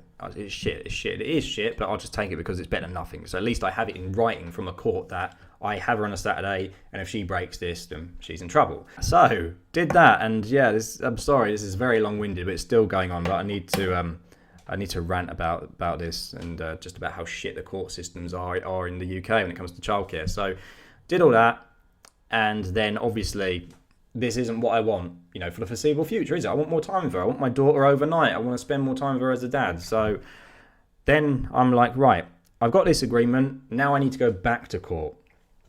Now I need to reapply to court to get more time with her, and get things rolling. So I reapplied to the court, and I said to my ex-wife beforehand, I said, look, I'm going to apply to court because I want more time with her. Obviously, I've been told in the past that I need to go to mediation first before we go to court. Would you agree to my terms at mediation? She said, no. She said, it doesn't matter what you say, I'm not going to agree to anything, take me to court. So then I applied to court, and I said in the application, I said, my ex-wife has already said that if we go to mediation, she's not going to agree to anything anyway, so can we just skip that step and go to court? And, because it's just a waste of time, isn't it? I have to go to mediation, and mediation costs money. I have to pay for that. We have to sit around talking for weeks. We don't get anywhere, and then we go to court in the end anyway. So I just said to the court, can I just bypass that and please go to court? Did that, and the court's come back and said no. They said, no, you've got to go to mediation, even though I already know mediation isn't going to solve anything. So then I was like umming and ahhing, like, what the hell do I do? What do I do? Was kind of, stuck in limbo, trying to sort out mediation, trying to find money for it and all this kind of stuff.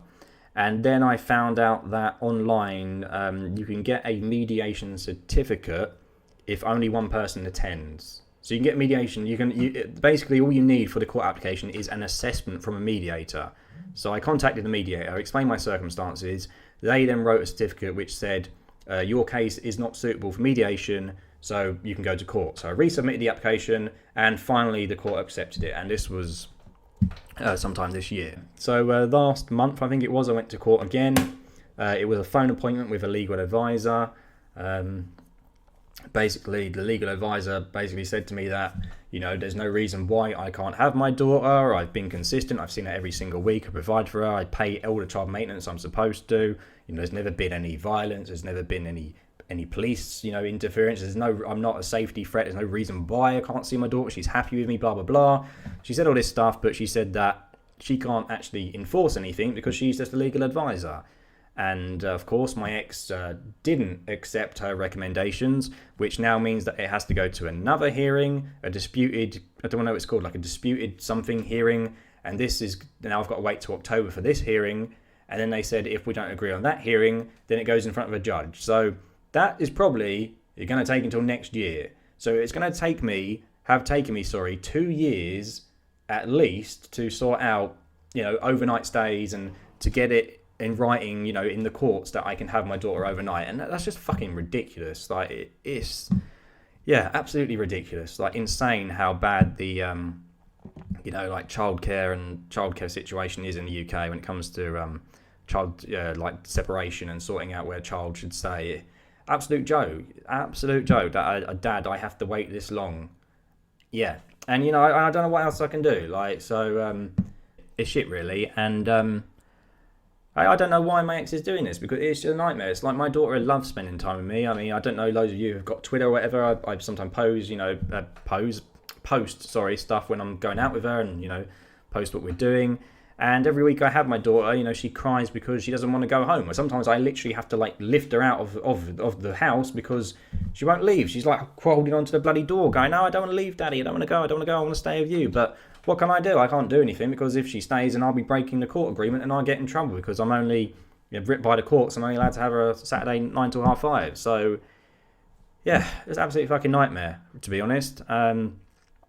I'm just, October, I've got to look forward to October, and then hopefully next year it gets sorted. Hopefully, the good thing is, the only good thing is that at the last hearing, the legal advisor did say, because you have to go to this organisation first this organisation contacts you before the first hearing, called CAFCAS, and they're like the kid experts. They did recommendations to the court. So they contacted me, and their recommendations for the court was that I can have my daughter overnight. I can have her stay another day in the other week, or I can see her another day. So basically, what am I trying to say? I can have her one weekend, and then the other week I can see her during the week, whatever, and I can have her holidays, and I can have her overnights, blah, blah, blah. So that was their recommendation to the court. So the legal advisor last time said to my ex-wife, she said, "You do know that the judge, when it goes in front of the judge at the third hearing, he will just go based on the recommendations that CAFCAS have gave him, because they're the expert when it comes to children, and they're the experts when it comes to child safety or that kind of stuff. And Mr. Horn, is just going to get what he wants. He's going to get overnight. So why are you prolonging this, basically?" And she just said, "Well, I don't believe it. I don't think you should have it, blah, blah, blah." So yeah, I am going to get what I want. I'm going to get overnights for my daughter. That's the only good thing. But my ex is just trying to prolong it as long as possible, and I don't really understand why. I just don't get it. A lot of people have said, "Oh, she's doing it to hurt you, to get you back at you," but she's with someone else. The guy she's with lives with her and lives with my daughter. So if you're happy, why are you still trying to mess my life up? I don't understand it. I don't get it at all. So I've just kind of tired of trying to work her out. I just can't. I feel like all I do is complain about her to my current girlfriend, bless her. But yeah, I don't understand. I don't understand what her issue is at all. But some women are like this, unfortunately, when you split up with them. I had a friend of mine at work who he said his ex made it a nightmare for him as well to see his child, just because he left her. But no reason why. He made her. She made him jump through every hoop he had to get child access and whatever. So I don't know, but it's frustrating, because there are dads out there who don't care about their children, deadbeat dads who don't want to see their child. And I'm here saying, I'll have her every day that I can. I have her overnight, so I'll have her as long as I can. And she's like, "Nope, can't have her. I don't know why. But your first question was, what was it? Why did we divorce? I think it was just because in the end we found out we were different people. They say you don't really, you keep developing until you're 30, don't you? Your personality, and you keep changing as a person and whatever. So we must have met when I was 23, I think. Yeah, and we were together 5 years, and I just think we changed as a person. I'm not how I used to be. I've kind of matured and realised, I need more in a relationship than just someone who's good to look at, someone who's pretty. Because to be honest, I worked in the same place. Me and my ex-wife both worked in Sainsbury's, and I saw her and I was like, wow, she's really hot. She's good looking. I was like, wow, she's really hot. I need to go out with her. I need to try and get her. But yeah, that sounds really bad, don't it? But no, I was like, wow, she's really hot. I want to date her. But I found out she had a boyfriend, so I didn't pursue it and left it. And then she actually started talking to me first, which was weird. Started talking, and then we realised that we actually went to the same school as kids, and she lives near my nan and granddad, and they grew up together, and her family, and they know me, and all that. They knew who I was and that kind of stuff. So I was like, okay, that's cool.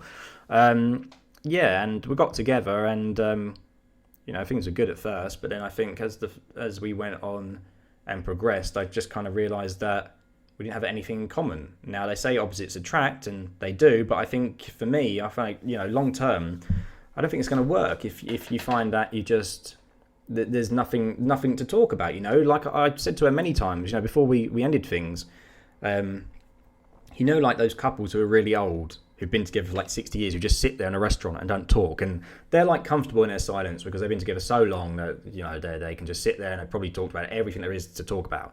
I said to her, that's what we were like after 5 years.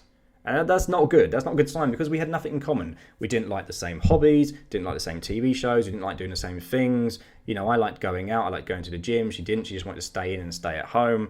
We didn't have the same friends. We didn't have the same like values and the same beliefs, and you know, we didn't have the same sense of humor, which I think is a big thing in a relationship. You know, I kind of felt like I had to kind of tone it down and like pretend to be someone I wasn't, because if I said something, she would be like, oh, that's really horrible. Whereas my current girlfriend, you know, I say all kinds of stuff and makes her laugh, and she says all kinds of messed up shit to me. I find it funny. We have, you know, a similar sense of humor, and I think that's really important going forward in a relationship. So I just think ultimately, excuse me, we just weren't a good match.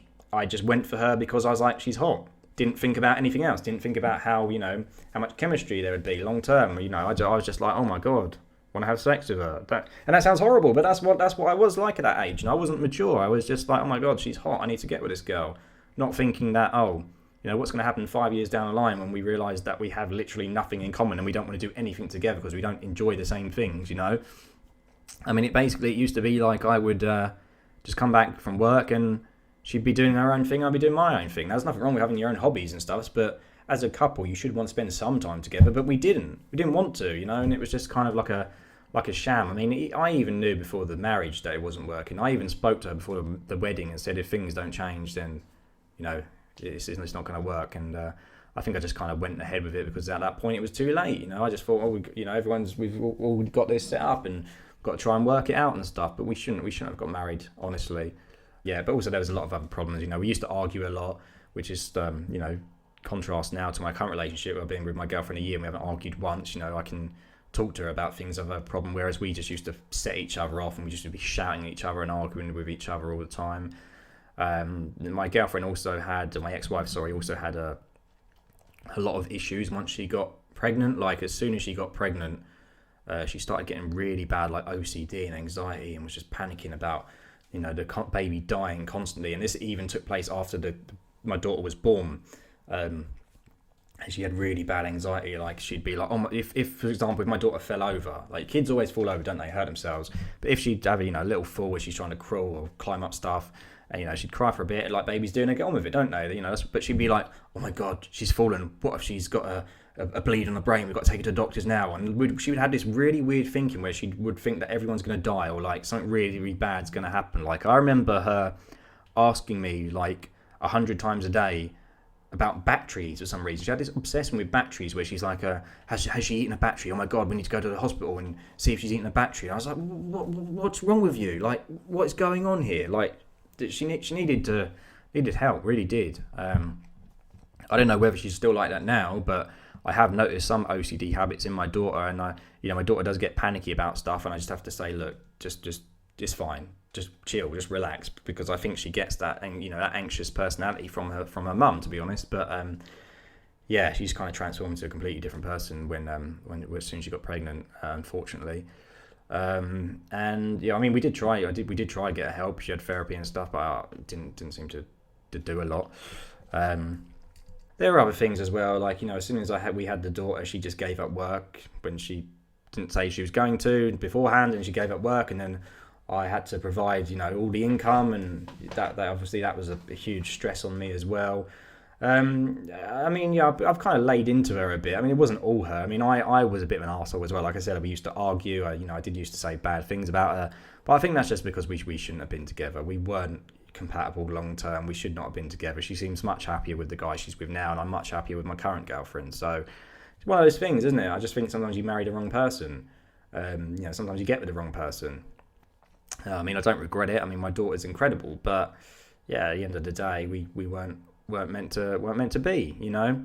And like I said, I think I've matured as a person. You know, I know that there's more now than just looks, basically, when you're trying to get with someone. Obviously, looks are important, right? I don't think you can be with someone if you're not attracted to them. I am attracted to my girlfriend, like I'm very attracted to her, but we also have a lot in common. She also makes me laugh. I also want to do stuff with her. I want to spend time with her, you know. Whereas my wife, like, I like the look of her, but did I really want to do anything with her? Did she want to do things with me? Did we make each other laugh? No, you know. And I think I kind of realised that I changed. My God, sorry, this is a very long-winded answer to this question, isn't it? Sorry, I do apologise talking for like 30 minutes now. Definitely going to have to split this video into two. But yeah, I think I've just changed as a person now, you know, and I think I realised that I changed as a person when I started going on dating apps after I split with my wife, because I matched with a couple of good-looking women on there. Not trying to be big-headed here, because I didn't get a lot of matches, to be honest, but I did get a few attractive women on there. And I remember talking to one girl, and she was interested because she was talking quite a lot, but deep down I kind of knew that we had nothing in common and that it wasn't really going anywhere. Now, the Josh of old, I would have thought, doesn't matter if we've got nothing in common. Doesn't matter, go for it, she's hot, you know, you've got to go out with her. Whereas after, you know, being married and going through all that, I just said to her, look, I'm sorry, you're a very attractive girl, you know, you seem nice, but you're not the one for me. It's not working. We don't have the same interests, you know, we don't click. And that's when I kind of realised, I was like, oh my God.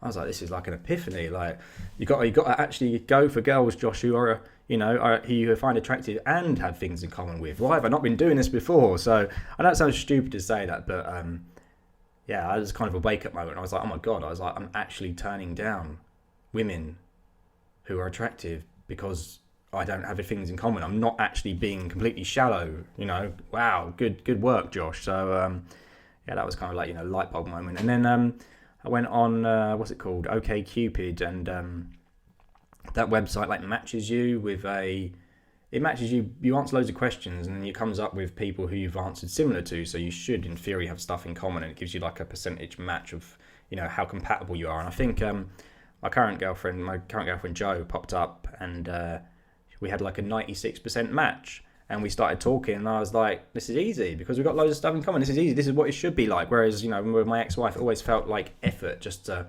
make conversation because we didn't have anything in common. Whereas, you know, current girlfriend, it's like, I can talk about anything with you. So, yeah, much better suited now. Yeah, I'm very happy with her. And my long-winded answer to divorce and my views on relationship. Hopefully, you know, you've learned something today. Hopefully this can help you with your relationships in the future. Josh, the relationship counselor. But there you go. Yeah, there you go. Answered it. Thank you. So next one. Hi, Josh. I'm just curious what your real favourite series are at the moment and of all times. Take care. Thank you very much, Bugsy Malone.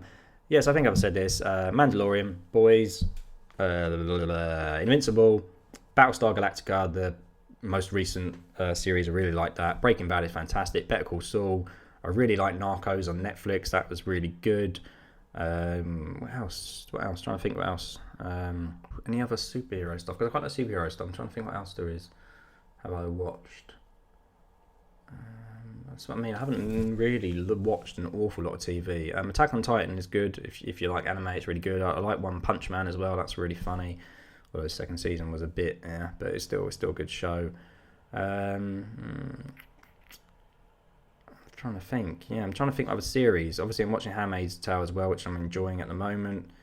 But I think I've kind of answered this, and I can't think of any other series on the top of my head that I've watched. I know there must be more, right? There must be more. But sorry, yeah, I'm having a blank moment. That's all I can think about. Sorry, it's not a great answer. Next one, favourite characters, least favourite characters. Who do you think are the most overrated and underrated characters? Sorry for 3 questions in one, but they're all the same type of thing. That's fine. Okay, favourite characters. Daryl, Rick. Really, I liked Glenn before he died. I really like Negan currently. I think he's one of the best in the show. You know, his transformation from someone who I found just so fucking annoying in 7 and 8 to one of my favourite characters on the show. I really like Aaron and Gabe as well. I think they've become really well-rounded, really interesting characters. Yeah, I like all of them. Who else? Well, dead characters as well. I liked Merle. Gareth, the cannibal guy. He was really interesting. I liked Bob as well, weirdly enough. I really liked Bob because he was quite upbeat and had a really good outlook on life. I liked Bob, and I liked his relationship with Sasha. I felt their relationship was much more natural than his and Abraham's, or her and Abraham's, sorry. I like Little Ass Kicker. I've completely forgotten her name now. What's her name? How can I forget Judith? Yeah, I was going to say, how can I forget Judith's name? Alpha was great. What else? Least favourite characters. I don't really like Carol, to be honest. Like, I don't like Carol since season 7, since she went depressed and now she's back being annoying again. I still can't forgive her for what she did at the cave. Speaking of the cave, Connie. I love Connie. She's one of my favourite characters as well. Yeah, she's still annoying. Who else? Well, I'd say she's probably an overrated character as well, Carol. Underrated, again, you could probably have Aaron in that one as underrated and Gabe, because I know a lot of people dislike them. I'm not too sure on Rosita, really. I like Rosita, but she's still never really, I think, still hasn't really given an awful lot to do on the show. I like Sasha, actually, weirdly enough. I like Sasha when I rewatched the show. When I first watched the show, I was like, oh, God, Sasha is really annoying and she's just depressed all the time. But when I actually binged through it, it actually made more sense, because she gets depressed when Bob dies, and then after that she kind of gets a bit back to herself, but then her brother dies and then she sinks into an even lower state of depression. And I think when you watch it back to back, the character arcs work better than if you watch it, each week and you're just thinking, oh, why is this happening? Because you can't remember it all. But yeah, I like Sasha a lot more when I watched the show again recently, whereas first time around I was like, oh, I don't really care about her that much. But yeah, I like Sasha.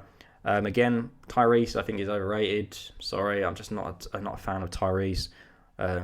Morgan, I used to love Morgan until he came back as an annoying, peace-loving dude.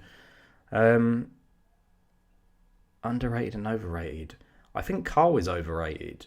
Even though I don't like Carl's death, I still don't really care for Carl. I've never cared for Carl on TV show, and I'm kind of, I don't know why everyone seems to love him, but again, I've said before on a video, I don't know if it's a cultural thing, because all the people I've spoke to in the UK who watched the show, none of them ever grew to like Carl, yet he seems really popular with American audiences. I remember going to Walker Stalker Con. This was a while ago now. I can't remember when it was. Well, it must have been, what season were we on? It must have been seasons before season 6 or 7. I don't know. It must have been like 5 years ago, or longer than that, because I remember I went with my ex-wife. So, no, she was pregnant at the time, actually. So, yeah, it must have been, really long ago then. But yeah, we went there, and I remember Chandler Riggs was there, and obviously you can get a photo with him, whatever. And there was just like no one queuing up for him, because I just don't think anyone in the UK cares about Carl. They didn't then, and I just don't think anyone does. So I think Carl is overrated. Underrated. Who else is underrated? I've always said Bob. I really like Gareth, but then I think everyone else. I think a lot of people like Gareth, even though he only appeared in a couple of episodes, didn't he? The Cannibal. Yeah, I don't know. Just trying to think if I've got any more least favourite characters. Oh, Maggie, yeah, she's just dull now. I don't know, I just think without Glenn, she's just a dull character. She's just spent... I understand, I was going to say she spent 3 seasons, being moany and upset and moaning, at everyone, being, hating everyone because of what happened, which I understand because her husband died, but it's not interesting to watch that on telly. It's not, and yeah, I don't really like Maggie, to be honest. I don't really care that she's returned. So, her son's cool. He seems like a cool dude, but yeah, Maggie for me is overrated. Her and Carol are just really boring in my opinion. But that's about it. Can't really think of anything else. So hopefully you answered your question. These questions are really hard. Sorry, I'm reading these all off the top of my head. So if I'd scripted this, I might have better answers for all of you. But sorry, I'm just trying to think of answers, out on the spot really. So we'll go to the next one. I love this question. Why are you always sweaty? Been subscribed since you did only the voiceovers, and I absolutely love your sense of humour. Thank you very much. That's really nice. I wonder how many people been subscribed since I did voiceovers. That was ages ago. It was that season, I think my season 7 reviews of voiceovers, and I'm kind of surprised that they got as many views as they did, because like I said earlier, the videos, those audio quality was terrible, and I sounded very robotic, and I can't even sit through those videos now just because I can't stand the sound of them. So credit to those of you who did. But why are you always sweaty? I think it must be a genetic thing. My mum's the same. Like, as soon as it's not even that hot in the UK, but I just can't deal with the heat. If it gets to like, I don't know, 15, 20 degrees Celsius, that's it. Sweating. I sweat. I'm the guy who wears like shorts and t-shirts in the winter because I'm always hot. I'm hot all the time. I don't know why. I don't know why it is. Like, I'm not, I'm not unfit. Like, I go for runs every week. I can run like 5k. I'm not an unfit guy, but I just sweat. I've been like it my whole life. As soon as I do exercise, or as soon as I do anything, I sweat. And my mum is exactly the same. And again, my mum's really slim built. She's not, she's not overweight or anything like that. But I just can't handle the heat. As soon as I do any exercise, that's it. I'm sweating. And unfortunately, my daughter's inherited that from me as well, because she's always getting sweaty and hot all the time. But I don't know why. It must be a genetic thing, and it's bloody annoying, because you see people in the summer and they're having a great time walking around in a t-shirt, looking cool, and then there's me, and I'm like drenched in sweat walking around, and everyone gets excited for the summer, whereas I'm just like, no, can't deal with it. I mean, God knows what I'd be like if I was like in Australia or something. God, I'd be absolutely terrible. I'd just be like a puddle on the floor, wouldn't they, following me around? But yeah, I can't deal with the heat. I sweat, I get burnt. I can't handle it. But yeah, it is pretty annoying, really. I mean, there's been some times where I've been doing like exercise, and because I just sweat, my face goes red. I sweat. People come over to me like, "You okay? You okay?" You think I'm going to collapse, and I'm like, "No, this is what I'm like every time I do exercise. This is what I look like." So yeah, I mean, if you were subscribed back when I did voiceovers, you remember that. I think when I first started doing like camera videos, I had like a shaved head, and the reason why I shaved all my hair off back then was because it was hot in the summer, and I thought to myself, if I shave my hair off, maybe I'll stop sweating. Maybe that will stop it. But it didn't. Basically, all that happened was I just sweat more, but because my hair wasn't in the way, it just all went on my face. So it actually made it worse, whereas at least with your hair, I can just kind of wipe it away. But so that's why I've never gone like super short hair again. I will be getting my hair cut soon again, because it's getting quite long, but I will never go, like bald head until I actually do go bald, which... be surprised if I don't go bald actually, because my dad went bald really young. I'm surprised that my hair is still doing quite well. But yeah, there you go. That's why I sweat a lot. Sorry about that. Next question. Dad, is that you? Yes. Hi, son. Where would you rank seasons 8, 9 and 10 amongst the rest of the seasons of The Walking Dead? Well, 8 would probably be the worst for me. I think 8 is, just a very bad season. It tries to do these action scenes, but they just don't work in my opinion. Like I said, you've got Rick firing at windows, people just firing their guns. The action just gets very boring. You've got the Negan with his fucking flaming bat, which is one of the most stupid things I've ever seen. Jadis as well. It's just not a good season. Cole's death, obviously. 8 for me would probably be the worst. 9 would be up there with the best, in my opinion. I think 2 and 3 are probably the best. I'd say that. 2 and 3 are probably the top tier seasons, and 9's going to be up there, or thereabouts. I think 9 is phenomenal. Going through the show again, with my girlfriends, we watched it all again from start to finish early this year or last year. I can't remember, but season 9 was the one that I was looking forward to watching the most again. I was like, I can't wait to see the Whisperers. I can't wait to to see her face when the walkers aren't following Daryl when he makes noise or whatever, and they go the wrong way. And I can't wait to see her find out what they really are, and the heads on pikes and all that kind of stuff. And even the first 5 episodes with Rick are a good ending to wrapping up things after the Savior War, and it moves on. I like all the new characters, Magna, Yumiko, all that kind of lot. I love them, and I think the time skip did wonders for the show as well. So season 9 be up there with some of the best. 10, I'm not really sure how I feel about 10, to be honest. Has some very good bits, but it's definitely nowhere near as good as 9. It's not the worst season, but it's kind of in the middle, I'd say.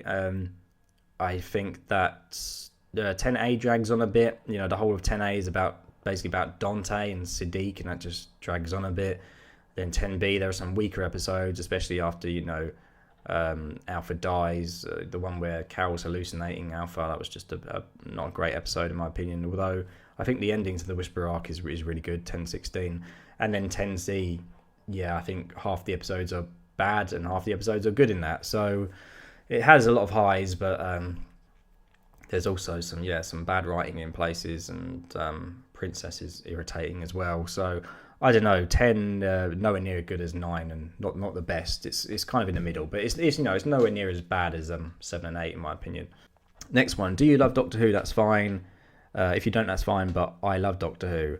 Sorry to say this, Dr. Zeus. I've never watched Doctor Who. Never watched it. Again, this is a show that one of my friends keeps telling me to watch because he's really into Doctor Who. And I will have to give it a watch at some time. But I've never watched it, so maybe I will. Sorry about that. Next one. What are your favourite sci-fi movies or games? So, as mentioned, I really liked the Mass Effect trilogy, even if the ending is, pretty dreadful. I just think Mass Effect 2 is one of the best games of all time.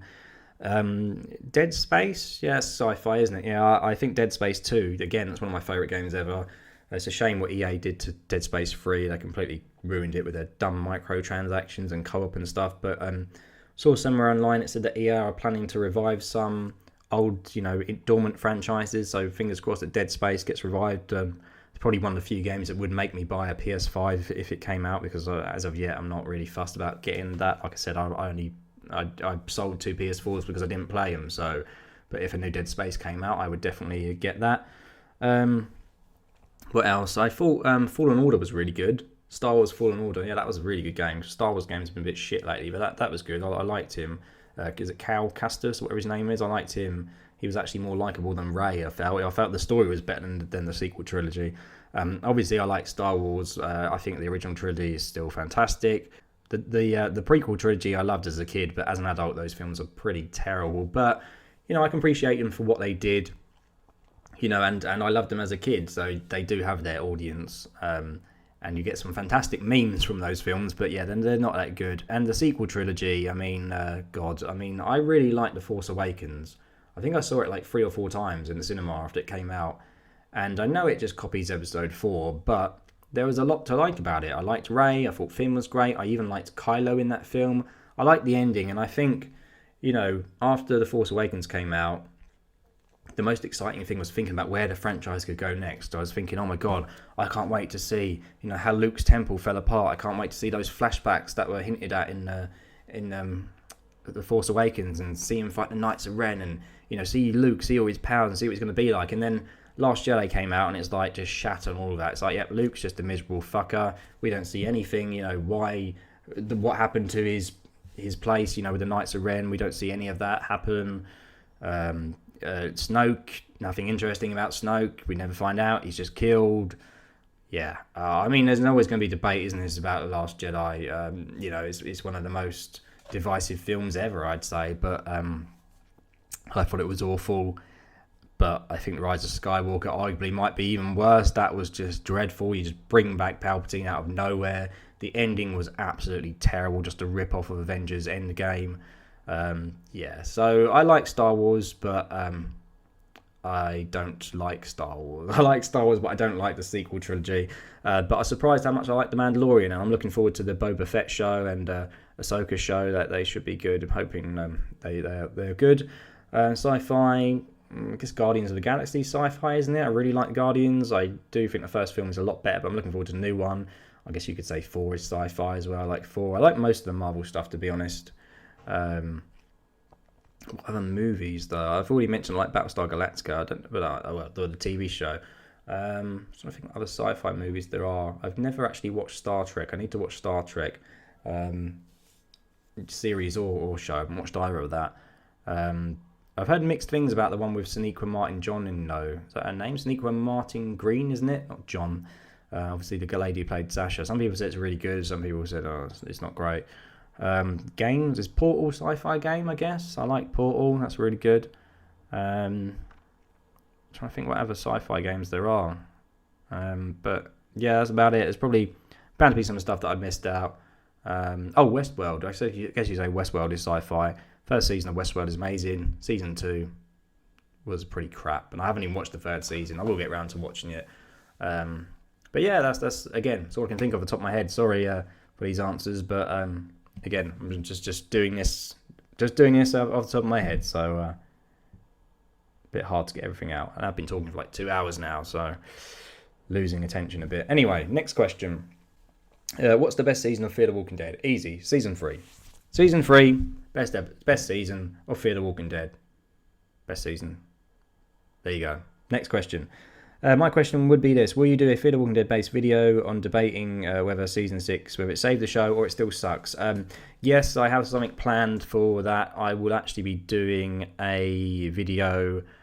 It's going to be like where did it go wrong, season 6. I'm going to say how good season A was, and then I'm going to look at what the biggest mistakes in season 6A, and then I'm going to be looking at the biggest mistakes in 6B. It may even be done by the time this video goes out, because this is going to be the second part of the Q&A, because I've been talking for so long now. But yes, I do plan on doing that. Next one: how did you come up with your alter ego Scotty? Was it random or is there a story there? Also, what are your true feelings about the latest episode of Fear? I'm assuming your answer is trash sprinkled with more trash. Yeah, pretty much. Yeah, I thought it was awful. I've already kind of covered that and said, what I'd change about it and that kind of stuff. So, yeah, I thought the latest episode of Fear was just tragic. It was bad. How did you come up with your alter ego Scotty? So, I don't know how many of you were subscribed to this channel when I first started making videos. Probably not many of you, because like I've already said previously, my channel was all over the place. When I first started out YouTube, I didn't know what to do. So I was doing like Let's Play videos, I was doing game reviews, I was doing weird comedy skits, and yeah, I was just doing a bit of everything really, because I didn't know what I wanted to talk about or what I wanted to do. And there's a fly in the way now, go away. So yeah, I started doing weird skits and I started coming up with some characters, and one character was a guy called Dr. Sprinkledick, who was like this posh English professor who claimed to be like the greatest author and greatest gamer and greatest journalist of all time. And it was just a dude who thought he was amazing, basically. And he was like this posh guy who hated the poor and hated peasants. And it was, kind of typical British class-based humour, I'll say. And yeah, and I kind of did a lot of videos as him, actually. I did songs, I did Let's Plays. I think the dude even had his own channel, but and I'll also put links in the description to those videos. But yeah, he was kind of the inspiration for Scotty. I'd say Scotty is like the American version of him, in that he's a guy who thinks he's amazing and thinks he's better than other people and thinks he always knows what's right, blah blah blah. I mean, obviously part of the Scott Gimple character is based on Scott Gimple himself, based on the interviews of Scott that I've seen, because he kind of never admits he's wrong, and even when he's faced with genuine criticism, he always comes out and says some bullshit like, oh, we're telling the best story we can, and there's reasons why we're doing this. And of course he's not going to come out and say, oh, The Walking Dead's rubbish, what I've done is terrible, because he has a job. He's got a PR job to do. He's got to push the job, hasn't he? And push the Walking Dead universe and whatever. Sorry, but I also feel that he's very ungenuine in his reviews and stuff. And again, he'll never admit his mistakes, and he'll never admit that season 6, the way that ended, was a mistake, because oh no, we're trying to tell the story, the new story in season 7, and just comes up with shit excuses. So that was part of it as well, because obviously my Scott is just an idiot who's so kind of out of touch with reality and thinks he's always right, which is kind of what like Scott Gimple was like in real life from what I've seen. But it's also based on absolutely nothing. It's also based on a character I made before. And yeah, I don't know, I just kind of like doing stupid stuff and making up weird characters and stuff like that. There's a couple other characters I used to play as well. But yeah, there's difficult balance, I think, on my channel, because on one hand, I want to make like these super serious videos, these really critical videos, and go into massive detail and depth about everything. And on the other hand, I just want to make a video of me with a beard singing a song. So there you go. But hopefully that's answered your question. Next one from Emma, life in England. So Emma, you're from New York, right? Aren't you? I know you've commented a few times before. Yeah, life in England is good. It's good. I can't complain. Like, I'm quite lucky to be born in England, really. There's a lot of things that you take for granted that other countries don't have. I mean, the NHS is a great example. I mean, I've had quite a few health problems throughout my life, been in hospital, and I've never been billed for it. I'm waiting on an operation soon. I've got to have a what's it called, Nissan fundoplication.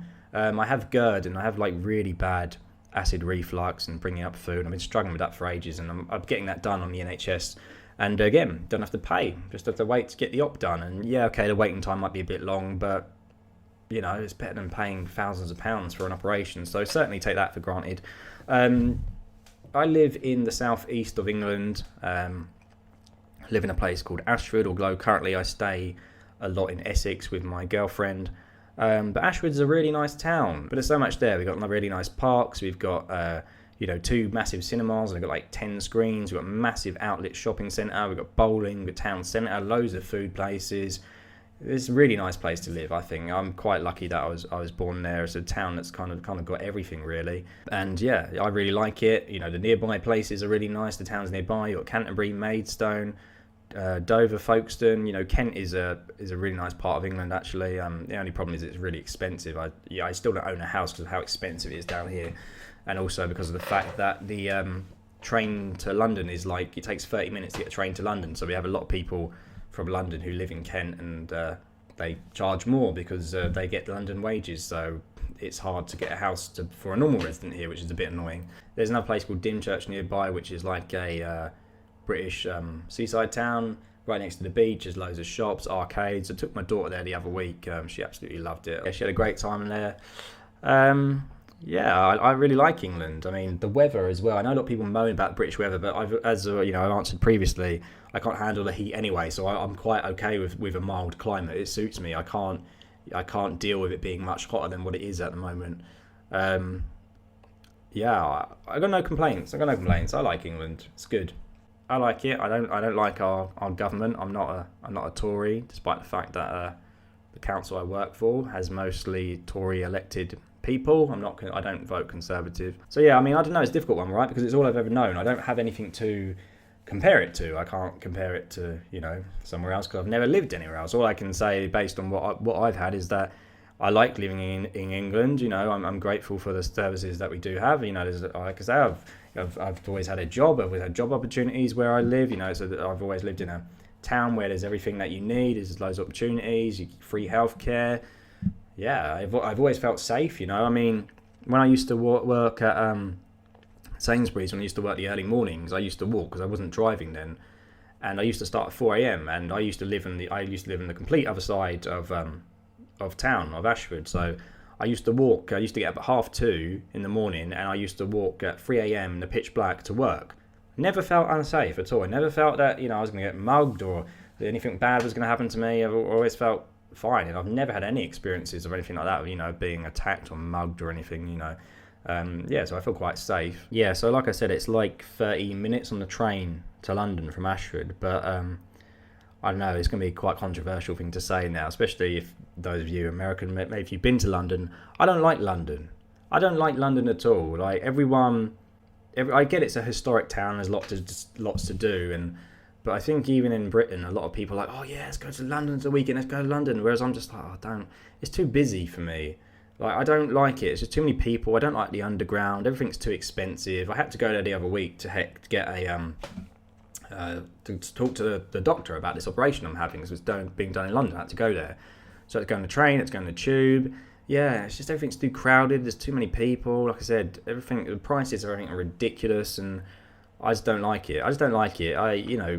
Ashford's a nice place. Come to Kent if you're coming on holiday. Come to Kent. It's nice. I think London is very overrated, but yeah, I don't know. City life isn't for me. But that may be different for you, Emma, because obviously you're from New York, so it may be different for you. But I much prefer living in a town, and in Essex, where I'm filming this video in Essex at the moment, it's like a little village, so kind of out in the middle of nowhere. But I don't mind that. I quite like that. I quite like countryside and stuff like that. So yeah, I like England. It's nice. I've never felt the need to move anywhere else. I mean, I would like to go travelling and see more places, but I don't think I'll ever move anywhere. Maybe if I'm old and retired, I might move somewhere else. And I know a lot of British people move to Spain or France when they're retired, don't they? Enjoy their time in the sun. But for me, that would just mean getting burnt in the sun. So I don't know about that. But yeah, I like it. Next one. Do you feel as if season 11 may have some filler due to how short the Commonwealth arc in the comics is? Yes, I do. And I think I kind of answered this because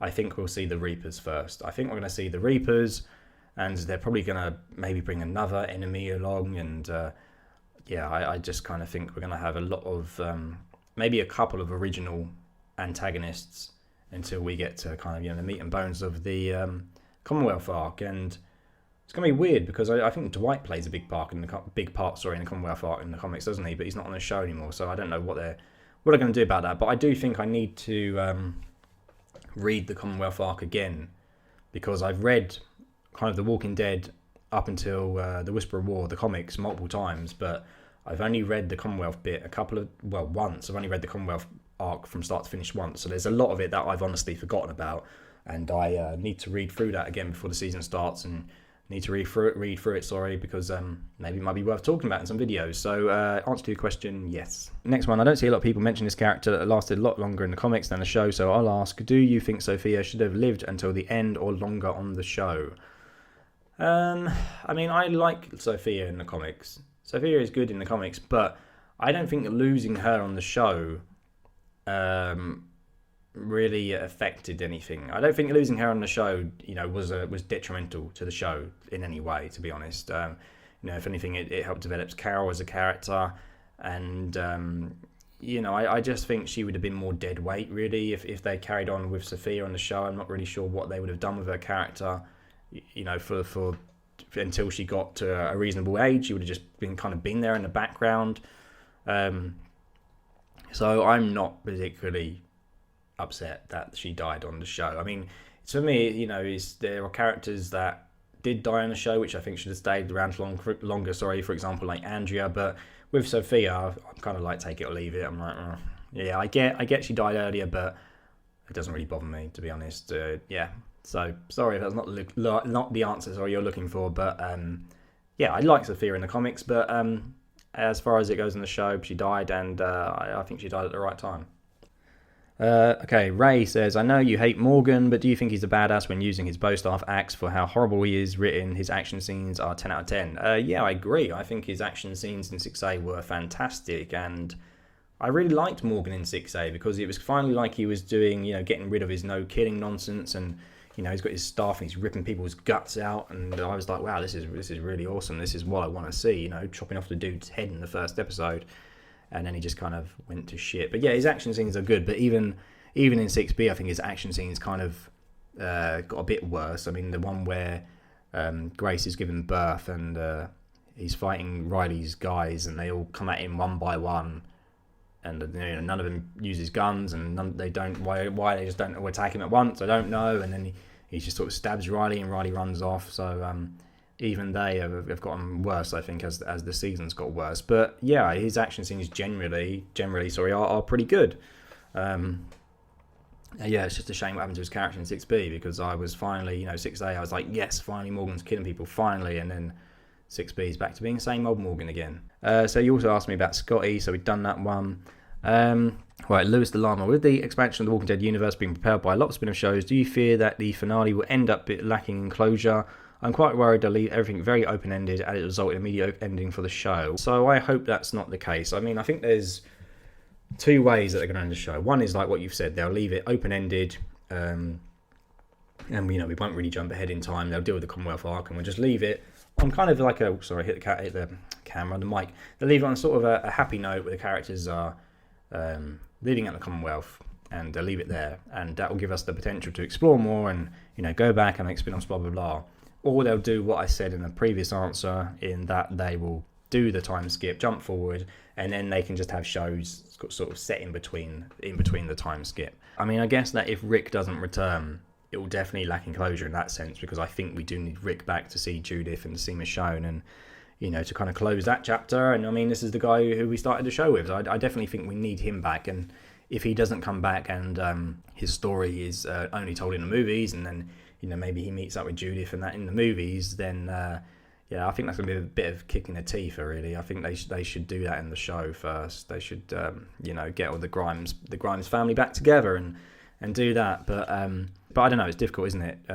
Ending a show. I mean, most people have trouble writing endings. There've been so many shows that have been good up until the ending, or video games or whatever, and then the ending comes along and it's just dire. So I don't know. I mean, it's going to be hard to write a satisfying ending for a show that's been going for 11 seasons, if I'm honest. And I don't know. There'll always be people who dislike it. A lot of people dislike the comic book ending. So even if they go at that, it might be disappointing. So I don't know. I just hope that they wrap it all up nicely, and whilst leaving room for expansions. I hope that, like you said, that's not an excuse for them to just leave it open ended, and it ends with a cut to a title screen that says these characters will be back in the Rick and Daryl show, because that would be such a fucking Scott Gimple thing to do, to just have some lame title card with the next show after. I hope that isn't the case, but I don't know. I think with Angela Kang, we should be okay. I think the ending should be okay. So, if you were in charge of The Walking Dead, how would you structure the seasons? Would you take way longer, or would they be way shorter? So I would say way shorter. I don't think The Walking Dead needs 16 episodes per season. I've said that for years. It does not need 16 episodes. I don't think many shows need 16 episodes. I mean, maybe that's because I'm British and our TV shows are generally quite short, aren't they? You only get like 6 to 10 episodes in a season, but you don't need... What's an annoying fly in the way? But you don't need 16 episodes. I think there's only been a couple of seasons in The Walking Dead where I felt like, oh, these 16 episodes would justify. The rest, it's just like filler after filler, and things get dragged out. And I mean, look at how good the first season was, and that only had 6 episodes. And I'm not saying that every season should be 6 episodes and it should move along that quickly, but I certainly think that 16 was far too much, and was just AMC trying to make money out of commercials, and to get people watching for as long as they could. In terms of changing the structures of the season, I'd pretty much leave the first 3 alone. I think the first 3 are fine. Season 4, I'd probably remove the Governor episodes, because like I said, I can't stand the Governor episodes. I always skip them on when I view the show again. I'd probably skip that. I wouldn't have the Governor in season 3. I wouldn't have him shooting all his men, because that just created this black hole where then the writers had to come up with him recruiting these random people. He had to recruit a new army and had to convince these randomers to attack the prison. Why would they attack the prison? This guy they don't even know. It didn't make any sense. Whereas in the comics, the Governor attacks the prison, fails, and then he just says, oh, we'll come back when they least expect it. And then he attacks again, and it makes more sense. Whereas the TV show, that they kind of messed that up. So I would have got rid of that. I don't know what I'd do with the Beth episodes. I mean, obviously I wouldn't have Beth die, because I think her death is stupid. I certainly wouldn't have her die at the Grady Memorial arc after having all that. I don't know if maybe I'd even get rid of the Grady Memorial bit completely, because that just kind of felt pointless. I didn't really like that. I'd get rid of that. Season 6, I mean, you'd probably jig around the episodes a bit, have Glenn's reveal that he's still alive, not have to wait for so long for that to happen. I definitely would have at least one character die in a season 6 finale. I wouldn't have, had a stupid cliffhanger. Maybe have one die and then everyone thinks, oh, that's it, it's over, and then you have another character die in the season 7 premiere. So my memory card was filled up, and that's because I've been filming for like 3 hours now. I can't believe how long this has been going on for. But what was he talking about? We're talking about the seasons, weren't we? How I'd structure them differently. I would think the Negan saga would take place over a season and a half as opposed to 2 seasons. Have it end at season, 8 or whatever. Have it end that halfway through. We don't need 2 seasons of it. It was already being dragged out. Maybe a season or half a season to do with the war. Then you could have the second half of season 8 be about saying goodbye to Rick, and then season 9 could be all Whisperers. But yeah, I wouldn't. There's not a lot else that I would change apart from that. So that's about it. Flynn says, do you think that the Walking Dead movies will be a disappointment? I hope that they only concentrate on Rick and characters from the original show. I don't want there to be too many characters from the spin-off, especially Well Beyond. No, God, neither do I. I hope we don't see Well Beyond characters in the movie. I would be more confident if they'd only announced 1 movie, but how many are they doing now? It was a trilogy, wasn't it? I don't know if it's a trilogy anymore. Aren't they doing 2? I don't know. I think it's 2, but I just don't think we need more than 1 movie about Rick Grimes. But you just feel like it's going to be like needlessly dragged out, and yeah, I just think just do it in 1 movie. Just do 1 movie and just go all out on it and do 1 movie. And isn't Scott Gimple like helming these movies as well? So I don't have much faith in it, and I don't really know what they're going to do with these movies. If it's going to be about the Secret Republic, who I don't really care about. We'll see. But I mean, Andrew Lincoln is a great actor. So hopefully he can carry it, and if it just does focus on him and focus on Rick and maybe a few other people, then it should be good. It should be good. But I'm pessimistic at the moment about it, like I'm guessing you are. So yeah, fingers crossed they turn out good. Next question. Remember how The Walking Dead issues 194 and 105 were teased, but ended up being fake as to make issues 193 sudden finale seem more shocking? Yes, I do remember that. I wonder if this Carol Daryl spin-off show is a similar situation where this spin-off show doesn't exist and one or both of them die in a shocking way in the final season. How do you feel about this theory?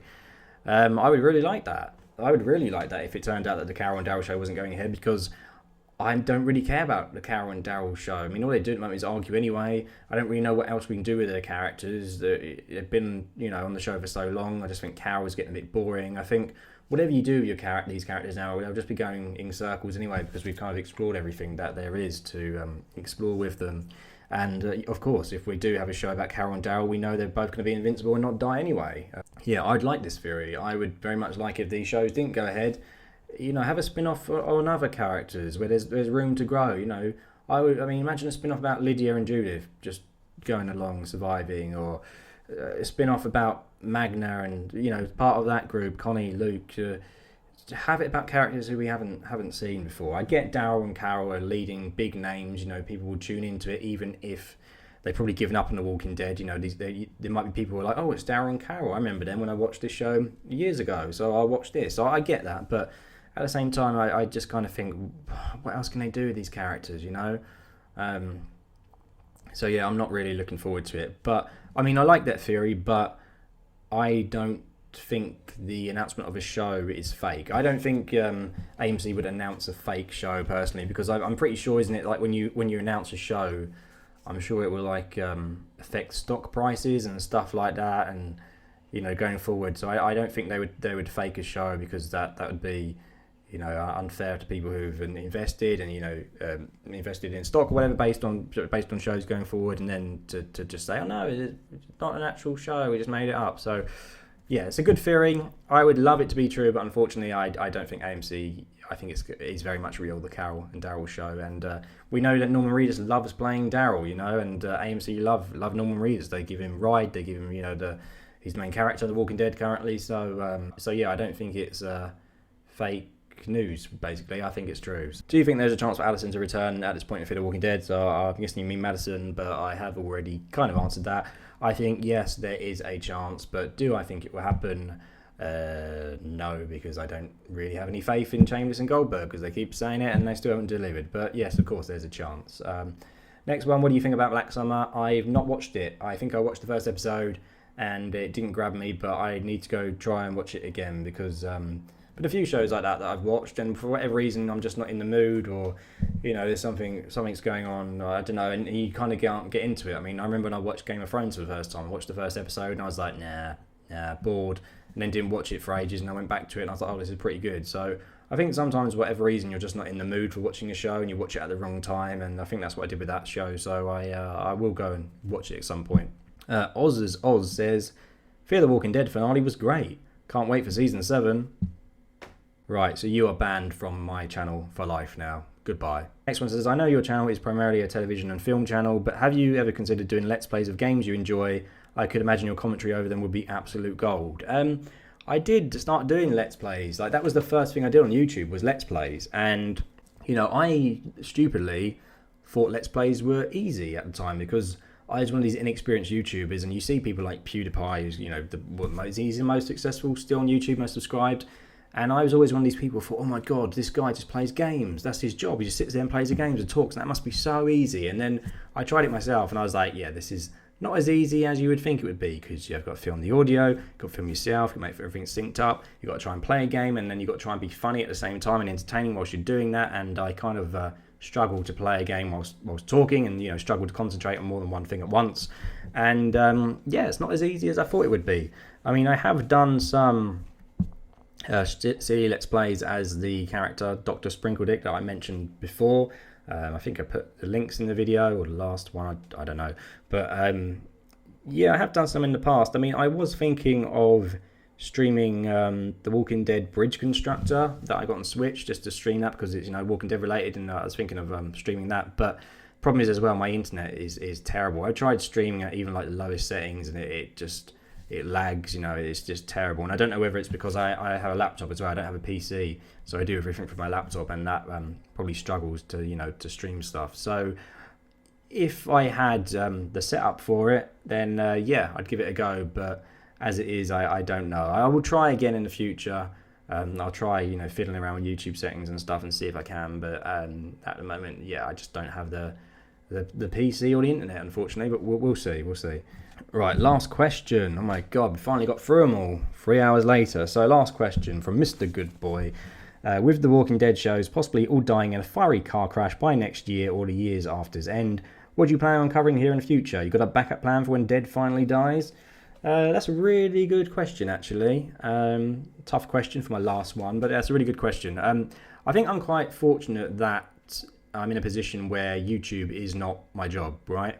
And I don't have to rely on YouTube for income. So, if my channel dies, then I'm not saying I want, I'm not saying I don't care, but what I'm trying to say is that if my channel dies, I can still live. I still have a job. I still have income. If I'm not getting views or whatever. So I don't feel as much pressure as someone like Trev's Chan must be doing, for example, because I'm pretty sure that's his job, right? Talking about Walking Dead. So I imagine he must. I don't know if he's got a plan or how he's feeling, but I just think if I were him, yeah, I would be a bit anxious and worried. Oh no, what am I going to do next, kind of thing. But like I said, personally for me, this isn't my job, so I'm not getting too nervous or whatever about it. I'll just kind of go with the flow and see what happens. I mean, I think I will probably find more shows to review on a weekly basis, because for me that's the easiest format to do, just to talk about something and watch it an hour and then make a video about it and write a script and review it. Personally, that's for me is the easiest type of video to make.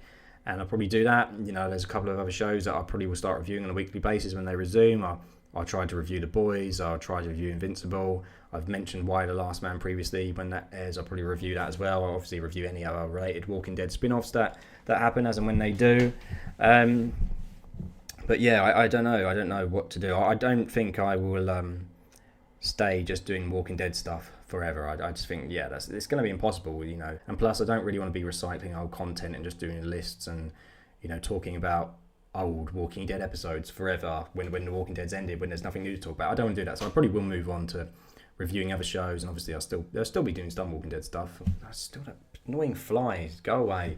But there's still completely lost what I was talking about now. But yeah, I still will be doing some Walking Dead stuff. But yeah, I'll probably try and see if there's any other shows I can review on a weekly basis. But I don't know, I'm kind of at a crossroads. I'm kind of like, I don't know whether to just be doing reviews all the time, reviewing stuff, like I say, because that's easy, or I don't know whether to be just do like video essay stuff, because the video I made for The Walking Dead, the Fall of the Fear the Walking Dead story, that's, I think, one of the best videos that I've written, and that's like a 35-minute long video essay.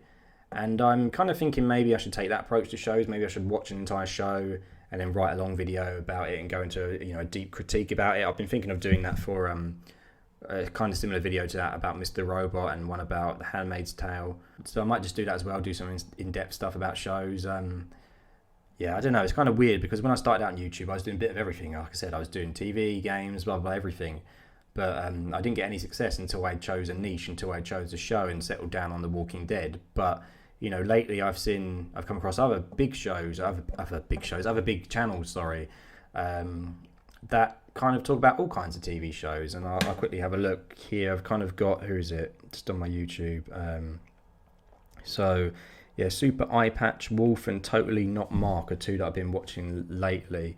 And they just do like essays about all kinds of shows. And was it the Cosmonaut Variety Hour or something?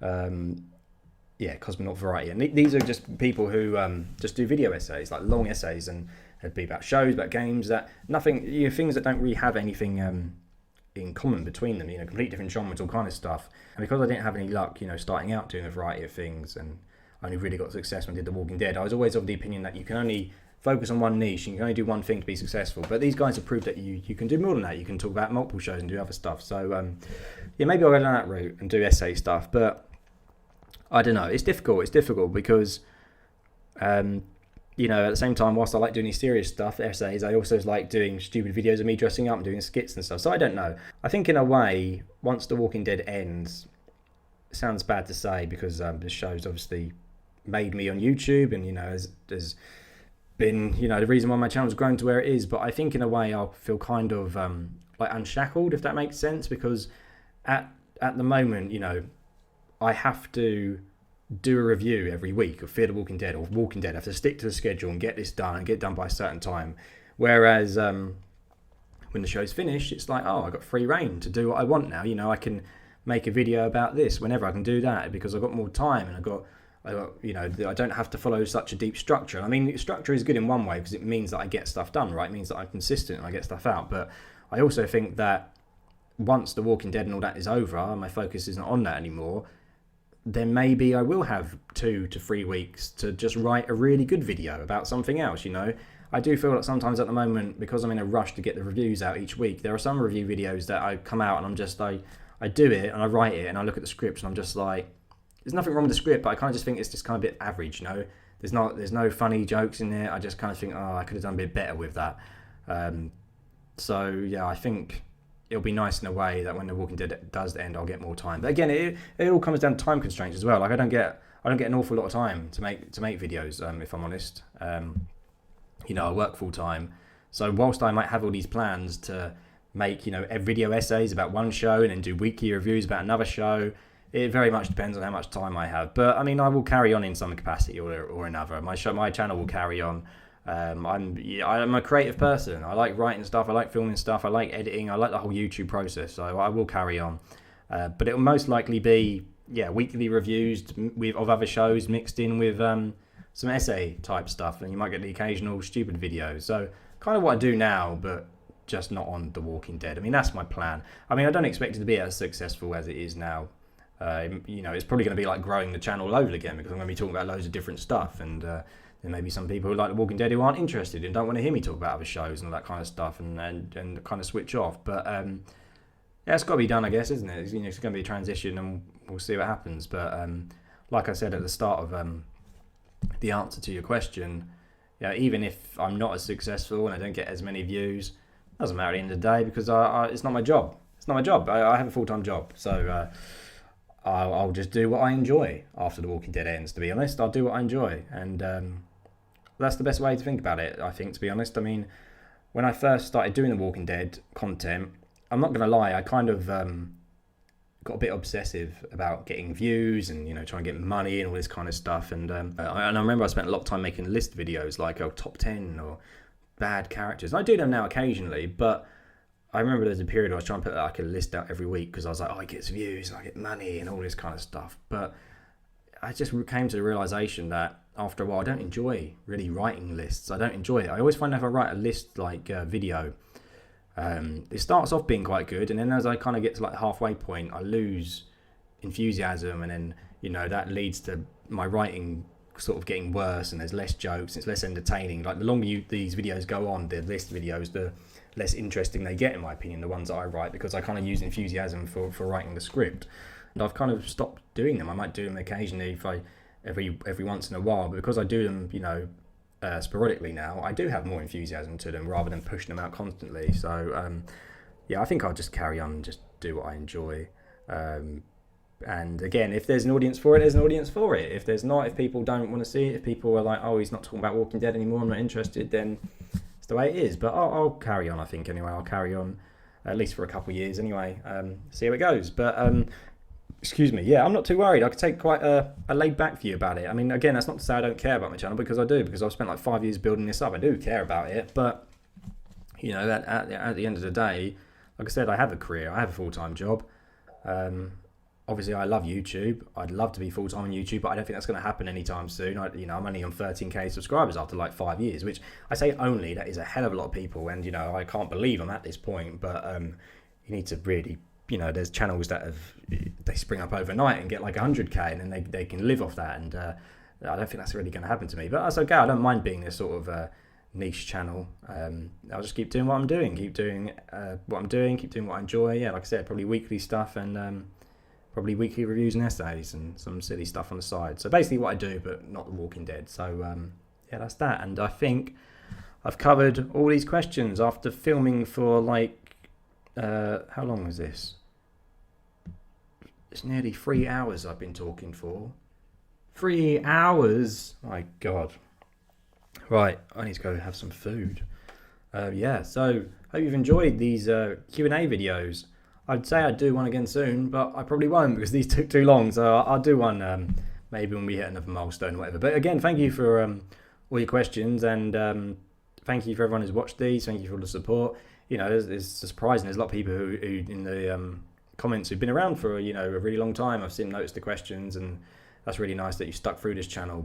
And I'm surprised you have, because it's only recently that I've actually used a mic, and the audio quality's been good and the video quality's been good, and it's one of those things that you don't realise until you go back. Like when I look at my old videos now, I'm like, this is terrible. Like the audio's terrible, the video's terrible. Like I was kind of just like, how did you guys watch this?